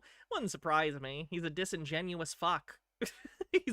I've said this before, and I try not to say this about most people I cover, because I haven't personally spoken to them, You never know what's coming through in a video, an edited video that maybe isn't captured in real life. I have talked with Kent Hovind. I have interacted with the man. The man is empty inside. He's got dark eyes, empty eyes, like a doll's eyes, the devil's eyes. No, I mean, he's scary. I would not want to be in a room alone with Kent Hovind ever, and I don't think anyone should, especially women and children. He's a scary man. Kent Hovind is a scary psycho. Do not go near the man, I'm telling you. This is all just based on, my interactions with the guy back in the day. Not good. Fennikagami says, since we're talking about conspiracy theories, Jillian Michaels, biggest loser, abuser of overweight people, and conspiracy woo-woo crank, recently rage quit her own show called her Take. She got mad at Anna Kasparian for pointing out Israel as genocidal state, and the fact that the show keeps bringing up Israel conspiracies. This is interesting because Jillian is a friend of Russell Brand, and he thinks Candace Owens is a credible source. Wow, there was no one in that story I liked. Because unfortunately, Anna Kasparian is other kinds of fucking wackadoo these days. Jesus. Decision to make. Then they say, give me the balloon. sure. And I can't help those people. That's There's right. nothing you can do for them. If you want the blue pill, just take it. But some people say, as far as the future, they don't want to study prophecy and what's coming with the mark of the beast and the world, everybody being killed. They don't want to know all that. Well, Famously, lots of eschatology has to deal with tax policy. I think I'd rather know. Me too. I'd rather walk in with my eyes wide open, knowing, hey, you're about to be shot. Yes. Well, okay. Daniel, Shadrach, Meshach, Abednego, they all faced their trials. Jesus grew up under Roman control. All the disciples did. Their whole life under Roman oppression, under the thumb. Joseph sold to slavery, to be under Pharaoh. And the children of Israel lived under slavery. You can live for God under any situation. That's right. It's a little easier under some than others, and I'd rather not be, stretched on the rack and tortured and have my skin ripped off and all this kind of stuff. But it has happened, Yes, it has. and it's going to happen again. And It's they gonna have a get great worse. reward in heaven. Sure. It's easy for us to sit here, and say that when we're not in pain. That's right. But it's happened all across the country. People say, we're going to be out of here before the tribulation. Well, I'm with you. I believe Christians are going to be raptured out also. But tell that to the Chinese Oh, pre-trib. Very nice. Christians.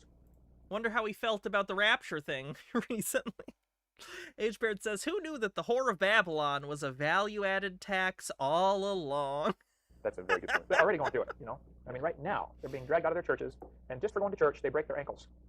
That's correct. And I believe even if we're right and we're out of here before the degrade. Bittergrin says, wait, is there some way we can convince evangelicals that a high marginal tax rate is the 1% is necessary for the return of Christ? It's worth a shot.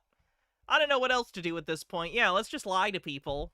Should we just manufacture conspiracy theories to manipulate people towards our political ends?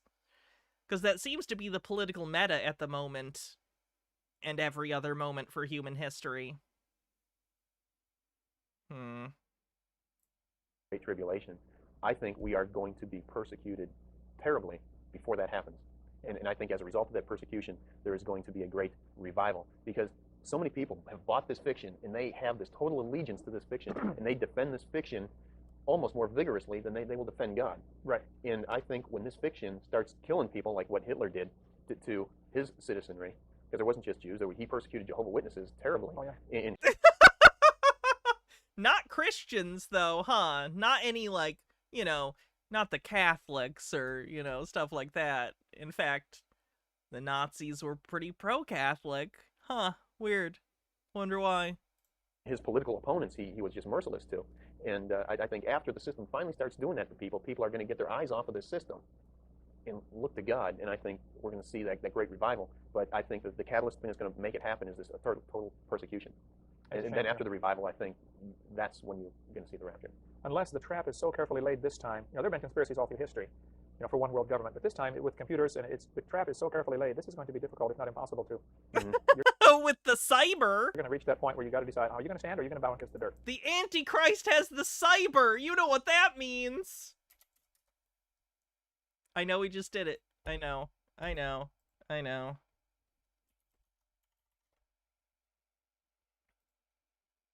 There's a different one, though, right? No, I didn't want Kathy, don't go to this. I want this one. As his plan for replacing cash, checks, and credit cards. This is also from the same video that Kathy Don't Go to the Supermarket is from.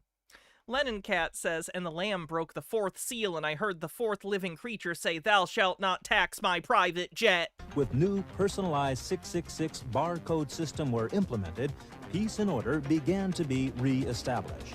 Now, in tonight's program, our great world leader unveils Stage 2 of his plan for the perfect world. The amazing new 666 biochip implant, guaranteeing you physical health and spiritual well-being at the punch of a computer key, plus the guarantee of lifelong security within the new 666 world order. Watch out for 666.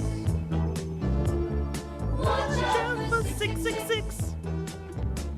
In a vision of the future, I saw in a vivid dream that the hour is soon coming when men will become machines.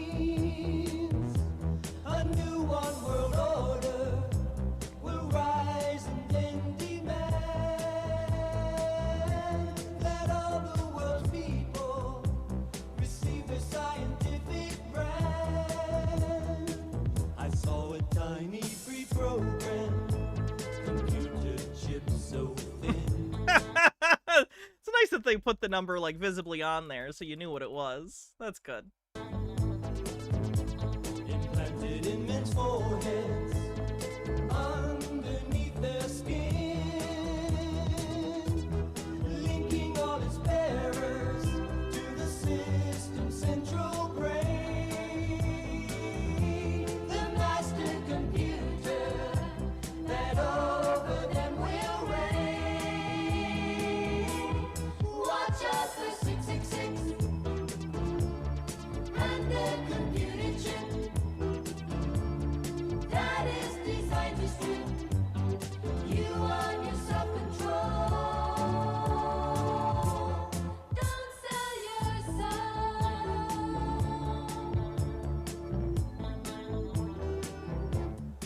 thoughts will be programmed. The songs are catchy. Yeah, you can say a lot about cults, but they have pretty good PR sometimes. By this new technology,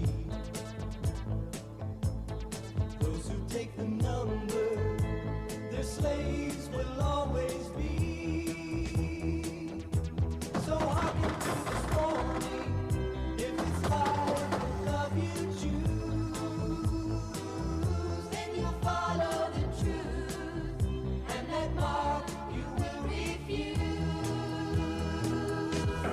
Watch out for 666 and their computer chip. That is designed to strip you of your self-control. Watch out for 666 and their computer chip. That is designed to strip you of your self-control. Don't sell your soul. Don't sell your soul. I wonder if, does this guy show up in the Kathy Don't Go to the Supermarket at the end when they're like all in the woods? I never thought about it, but I wonder if that's the conclusion and like it's everyone from all the music videos come together at the end. Watch out for 666.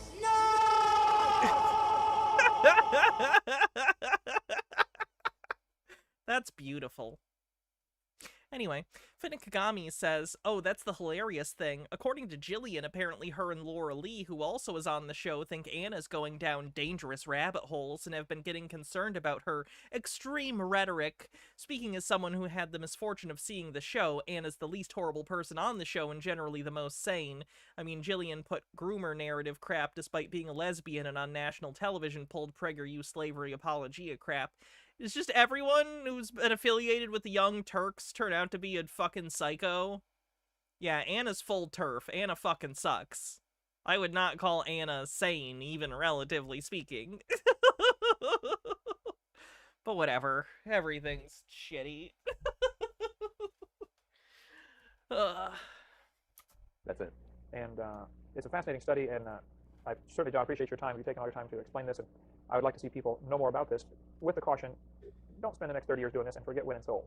That's what we're here for. Because that can just totally suck you into the point that all you're doing, you're reading volumes and volumes of man's law, and you're forgetting all about Scripture. God's law. You know, be aware to what's going on so you can see it. Because I have a much more appreciation for the Scripture, and I think I'm a lot closer to seeing things 20/20, right? Knowing what's going on in the Satan's fictional world and how those two are going hand in glove with what the Bible's talking about. Sure.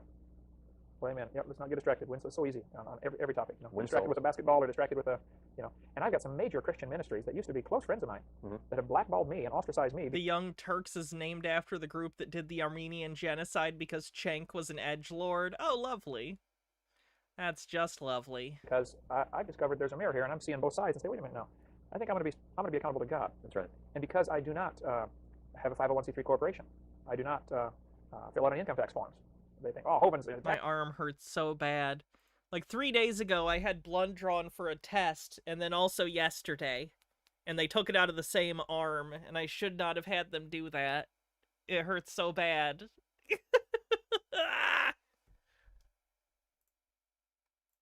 I'm not a tax radical. I'm not rebelling. That's right. I'm trying very hard to obey the law. Exactly. The real law. The whole law. I'm trying very hard to follow the law, and it happens to be not the law as it's written, but as it is in my head, where I get to do whatever I want. I'm trying awfully hard. And at the same time, I don't want to get distracted on this. It's amazing. My 15-hour seminar has about an 8-second statement that says, when I mention how evolution... No, they offered me a choice of arm. I was just an idiot about it. Does anyone want to come and chop my arm off? ties in with communism, and Karl Marx was... Communism? ...statement that says, when I mention how evolution ties in with communism, and Karl Marx was anti-God in everything he did, and he invented the graduated income tax system that we have here.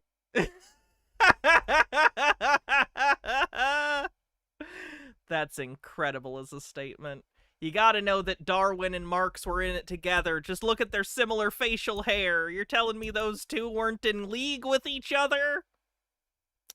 Green Guy says, kitties are not shitty, and cookies also collecting glass jars with metal lids. I don't like mason jars as an aesthetic. That's just my vibe. Like, mason jars are good for if you're canning things or whatever. But, like, there was a period where there was just mason jar shit everywhere. Do people remember the, like, 6 months where every store was full of, like, cups and stuff shaped like mason jars? I hated that shit. I never liked that aesthetic. Right. And all I say is, by the way, Karl Marx invented the income tax, and it's voluntary. And I go right on with my seminar. That one little 8-second statement has brought me who knows how many thousands of phone calls. So we've got a letter explaining, why I say that, and that's why I want to have this video for. If somebody wants more information, maybe this will help explain. It is voluntary, unless you're still down here. That's right. If you haven't redeemed your straw man, well then you better do what they say, right? That's it. And it's amazing if people would just read his 10 planks of communism. Right. Folks, we have a communistic government. We're communistic right now. Yes, Bill Clinton, or this is either Bill Clinton's presidency or George W. Bush's presidency at the time they're filming this, neither of which could ever be conceivably described as communist, which is pretty fucking incredible that they went there.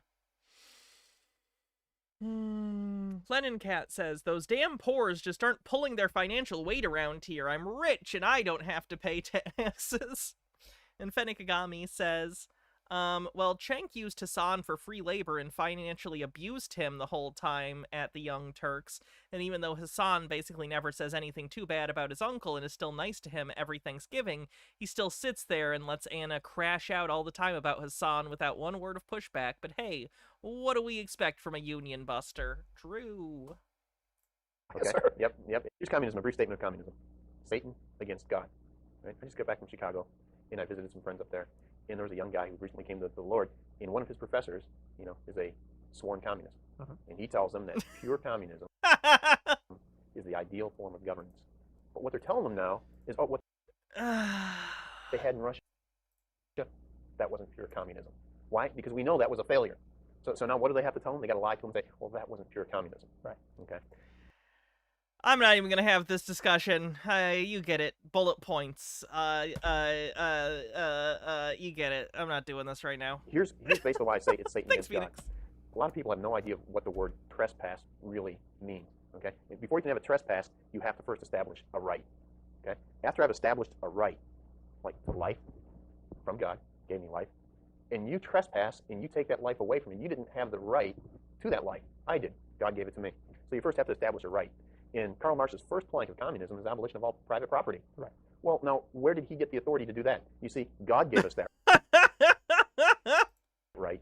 And what the first plank of communism is all about is rebelling against God in saying that, God, you don't have the authority. Differentiation. Insert differentiation between private and personal property here. To give people private property rights. That's what it is. And we can go through each one of those planks of communism and show you where it is very venomous. Like, I'm not even a communist. I'm not a communist. You guys know that. I'm very left for the United States. I'm like a social democrat. I could even go as far as to call myself a direct socialist in the terms of like, hey, workers owning the means of production could be a good thing. But like, even I find it really frustrating when these guys try to describe communism and all they can do is USSR! Come on, man. At least understand what communists think before you, like, talk about it like this. Anti-God. Anti-God, all the way through. The whole thing. And that's all I'm trying to get across. I would have to say, I'm not sorry that I mentioned in my seminar about the IRS. I am aware of the fact that there's a great learning curve to bring the average American who's down here, Right. who knows nothing about any of this. There's a tremendous learning curve to bring him up to speed, where it's all of a sudden, wow, now I understand. Right. And the people that are still down here might look at somebody who's got his freedom and say, well, what's wrong with him anyway? Right. There's nothing wrong with me. I'm trying to obey God.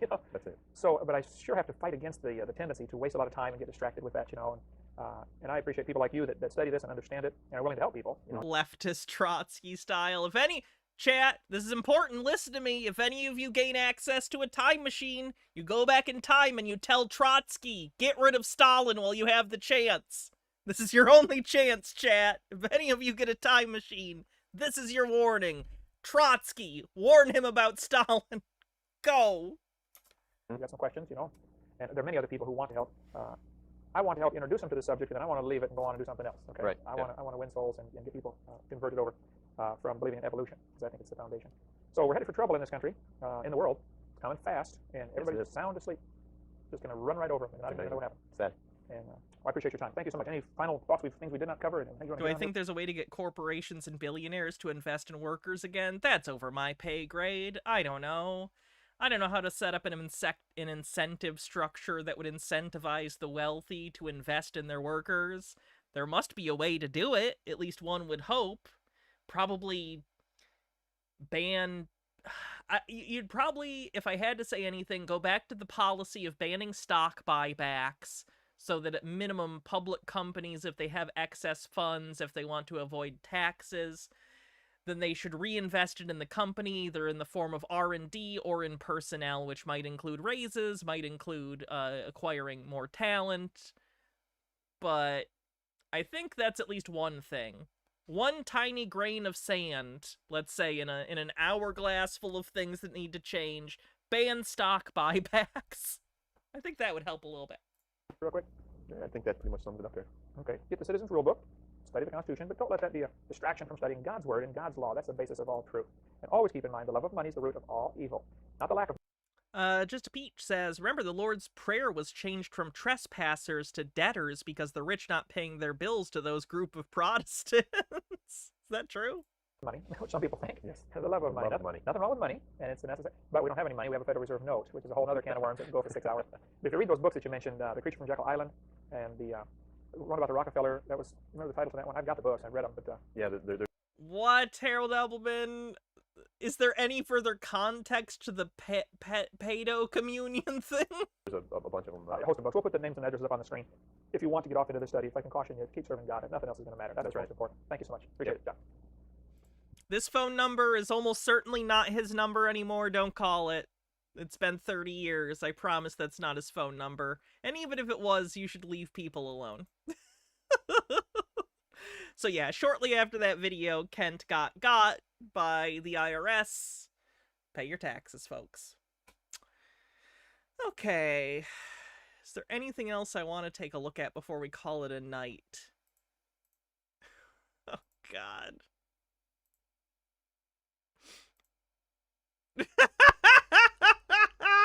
Presidents before Barack Obama. Hold on.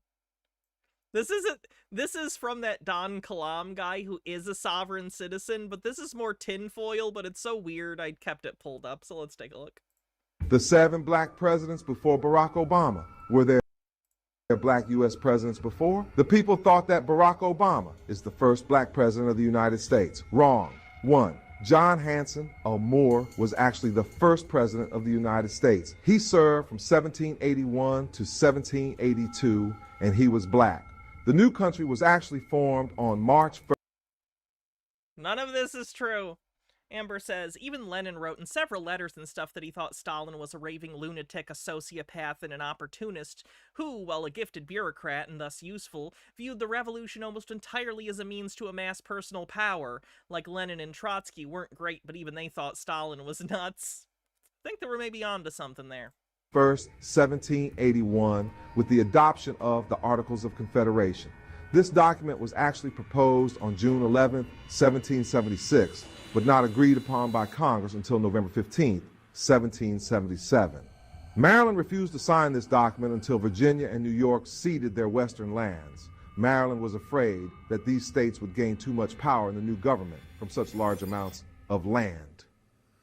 Once the signing took place in 1781, a president was needed to run the country. John Hanson was chosen unanimously by Congress, which included George Washington.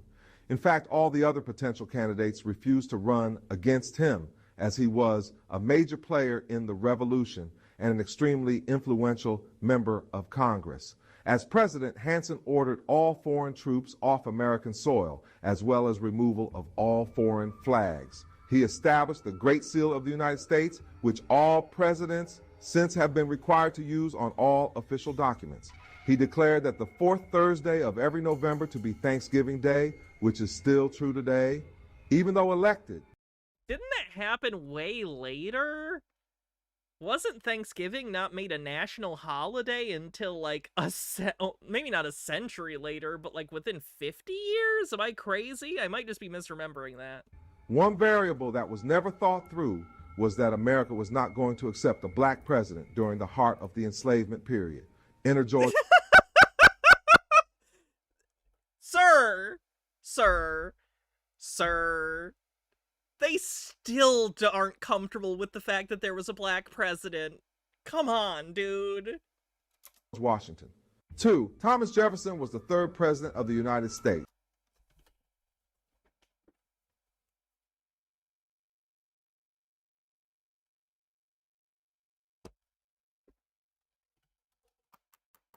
Point of order. Thomas Jefferson, not black. Thomas Jefferson, white slave owner who raped his female slaves. I'm just come on, dude. Really? Really? I swear to God, if his evidence is like, look at this descendant of Jefferson and they're black, I'm gonna lose it. Like, yeah, there's a reason for that.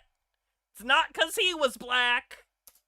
He served from 1801 to 1809, and he was black. His mother... No, he wasn't! What?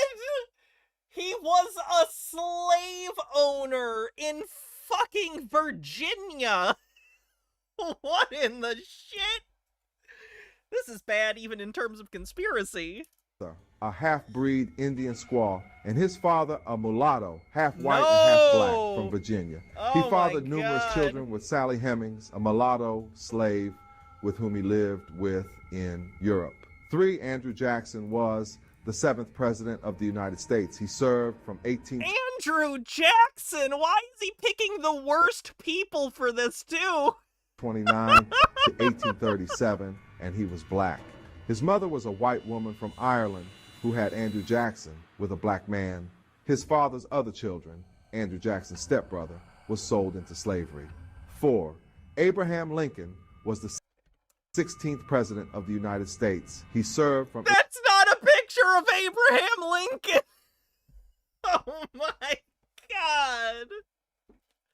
1861 to 1865, and he was black.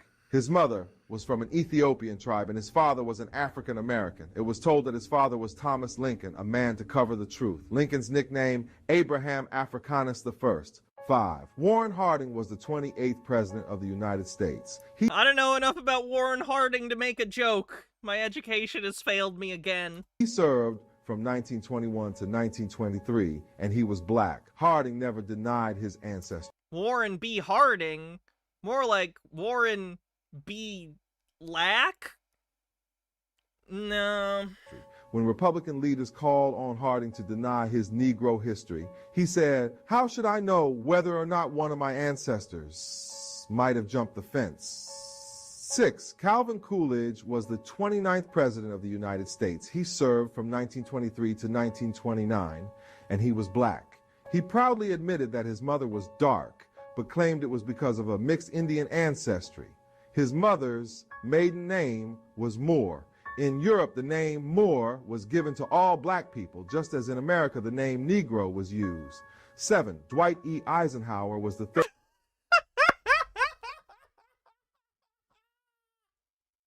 33rd president of the United States. He served from 1953 to 1961, and he was black.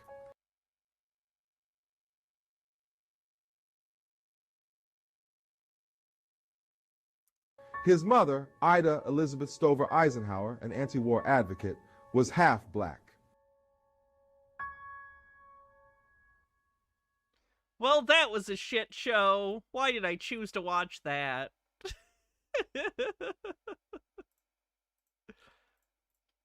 Convention neutral zone transport vehicle. That's not how this works, man. Hey, boss, how you doing? Not too bad. Deputy Sheriff's Office. I just got pulled over. Hey, so the reason why I'm stopping you, boss, I didn't recognize the tag units on your vehicle. Yeah. Okay, do you have your driver's license registration with you? Here you go. I got a paperwork right here. Where's the paperwork at yourself? Here. All right. It's where? Yeah. Okay. You want to talk? It's on speaker. Green guy says, I'd like to show you the proof that all the presidents he missed were actually secretly Smurfs. Oh, that's why all the presidents have been men. There's no Smurfette. Okay, where's your driver's license, boss? No, I don't need more now. I'm sorry. So, do you have a driver's license? Yeah, right here. Okay, what's your name, boss? I don't see your name on here. Can you point it to me? Yeah. Okay, that's not how this works. Where's your name at? I'm just giving him the paperwork. Okay. Here, you talk to me. Ma'am, if he refuses to identify himself in this traffic stop, it's going to be an issue. Uh-huh.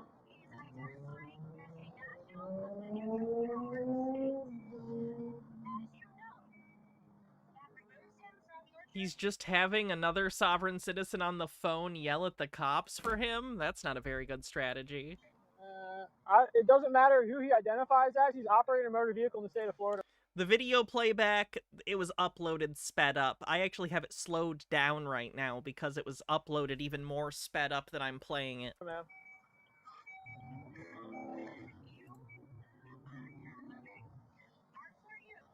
What? Yeah. Sorry, 44. 44. How far out for a second?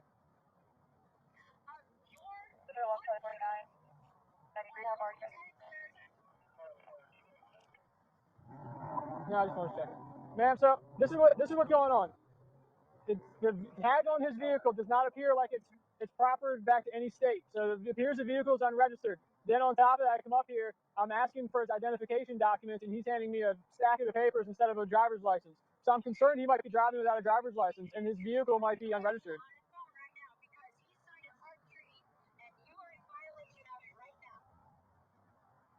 What? Okay, what's your name, boss? Sir, what's your name? Irving, right here. Can I see your name, please? Right here. Where? Right here. Please point to it. Right here. Where's your name, sir? I don't see it.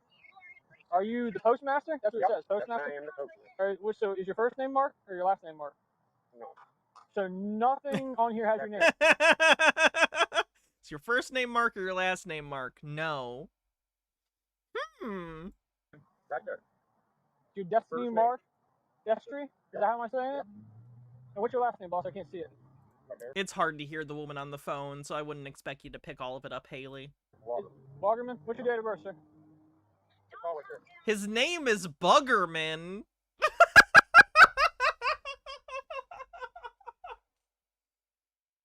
That's a great name.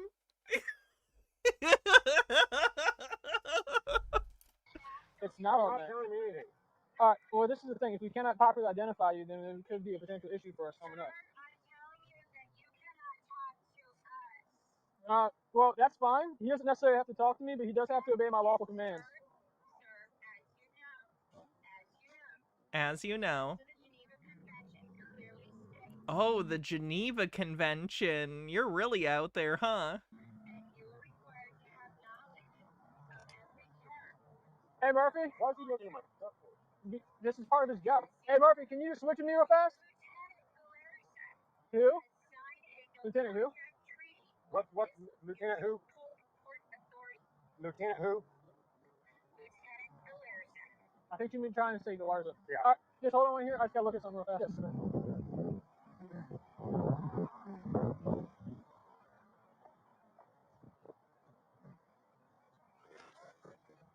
That's going to be negative. Come back on blue, just for forward, registered to a lower wind, the bumpy, killing. Sorry, back to that 20. This is kind of where we're at. So I checked the. Hang on, Michelle. Hang on, Michelle. Michelle, hang on. So this is kind of where we're at. So I checked the VIN. The car is currently looks like it's unregistered.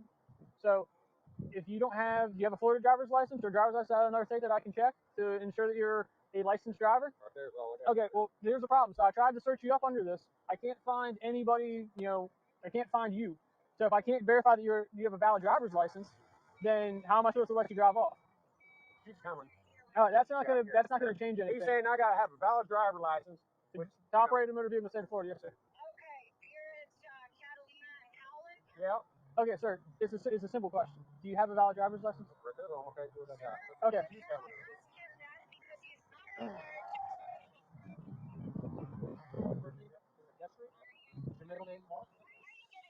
Well, it tells he's got it right here. He's got paperwork in his hand. All we're trying to do is just identify it and send you on your way. Is that your last name?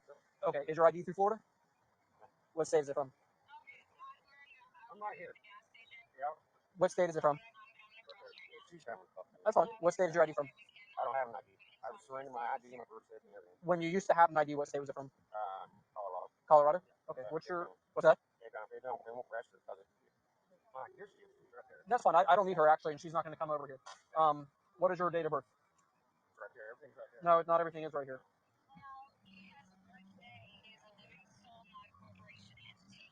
Okay. That makes sense. Not at all. All this, I know. Jeffrey, hop on out. I'm not. Why do I need to get out of the car? Have I done something wrong? Wait, whoa! Before you drive me out of the car, what have I done? Hop out of the car. Have I done something wrong? You're failing to That'll be on the charging paperwork, sir. Failing to identify yourself? That's not a law. That's not a misdemeanor. Not a law. Hey, don't get in my car. What are you guys doing? Hey, what are you guys doing? Get out. Don't get me out of the car. All right, I'm getting out. All right, getting out. Get out. You guys are jerking me around. You guys are jerking me around. Right. I'm not jerking around. Now you're under arrest. Damn. What? That's pretty good, and you guys are jerking me around. I don't know how much fuck Walk over to the car, man. Well. Not show my ID, it's not self defense. You tell me. I don't mean to stereotype, but I will say when the sovereign citizens have a southern accent, it does crack me up a little bit. Oh, there was more to the Cameron video that got released, but I think I'll save that. I'm gonna call it a night. I am tired. I woke up at 6 this morning. Been working since 7, and then I came directly to stream from work. So I've been working for 13 hours. I think it's probably time to go eat some dinner. So have a good night, everyone. I appreciate you hanging out. I will be back tomorrow, I think, but it will be late, because I work until 8 p.m. tomorrow. So if I do stream, it'll be later than normal. I'll be starting basically when I would normally stop. So, you know, consider that.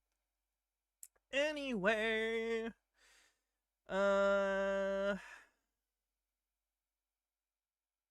raid the good Jared. Yeah, what is Wallow? So, have a good night, everyone. I'll let you guys know if I end up not streaming tomorrow, but next week's gonna be busy. So. Is video tomorrow? Probably not. I ended up having to work more than I expected to this week. So I'm going to have to go with no cheese and no movies and no TV shows until I do get the video out, which at this rate will probably be like between Wednesday and Friday next week. Because I'm shit. It's okay to be mad at me, by the way. I deserve it. But I do want you to know I'm more upset with myself, and I'm punishing myself, and I will accept that punishment. Because I, like always, never time things correctly. So anyway, have a good night. I promise the video so far is really good, and I'm enjoying it. So I think you guys will like it when it's out. I'm sorry it's taken so long. Genuinely, I'm sorry it's taking so long. And it will be out soon, and the next video won't take as long. A lot of what's taken this one as long is getting back into editing, relearning things, regaining the confidence to do things. And I'm pretty much there, and I'm just working on the video now, so promise won't be this bad in the future. Anyway, have a great night. I'll see you soon. Bye, everyone.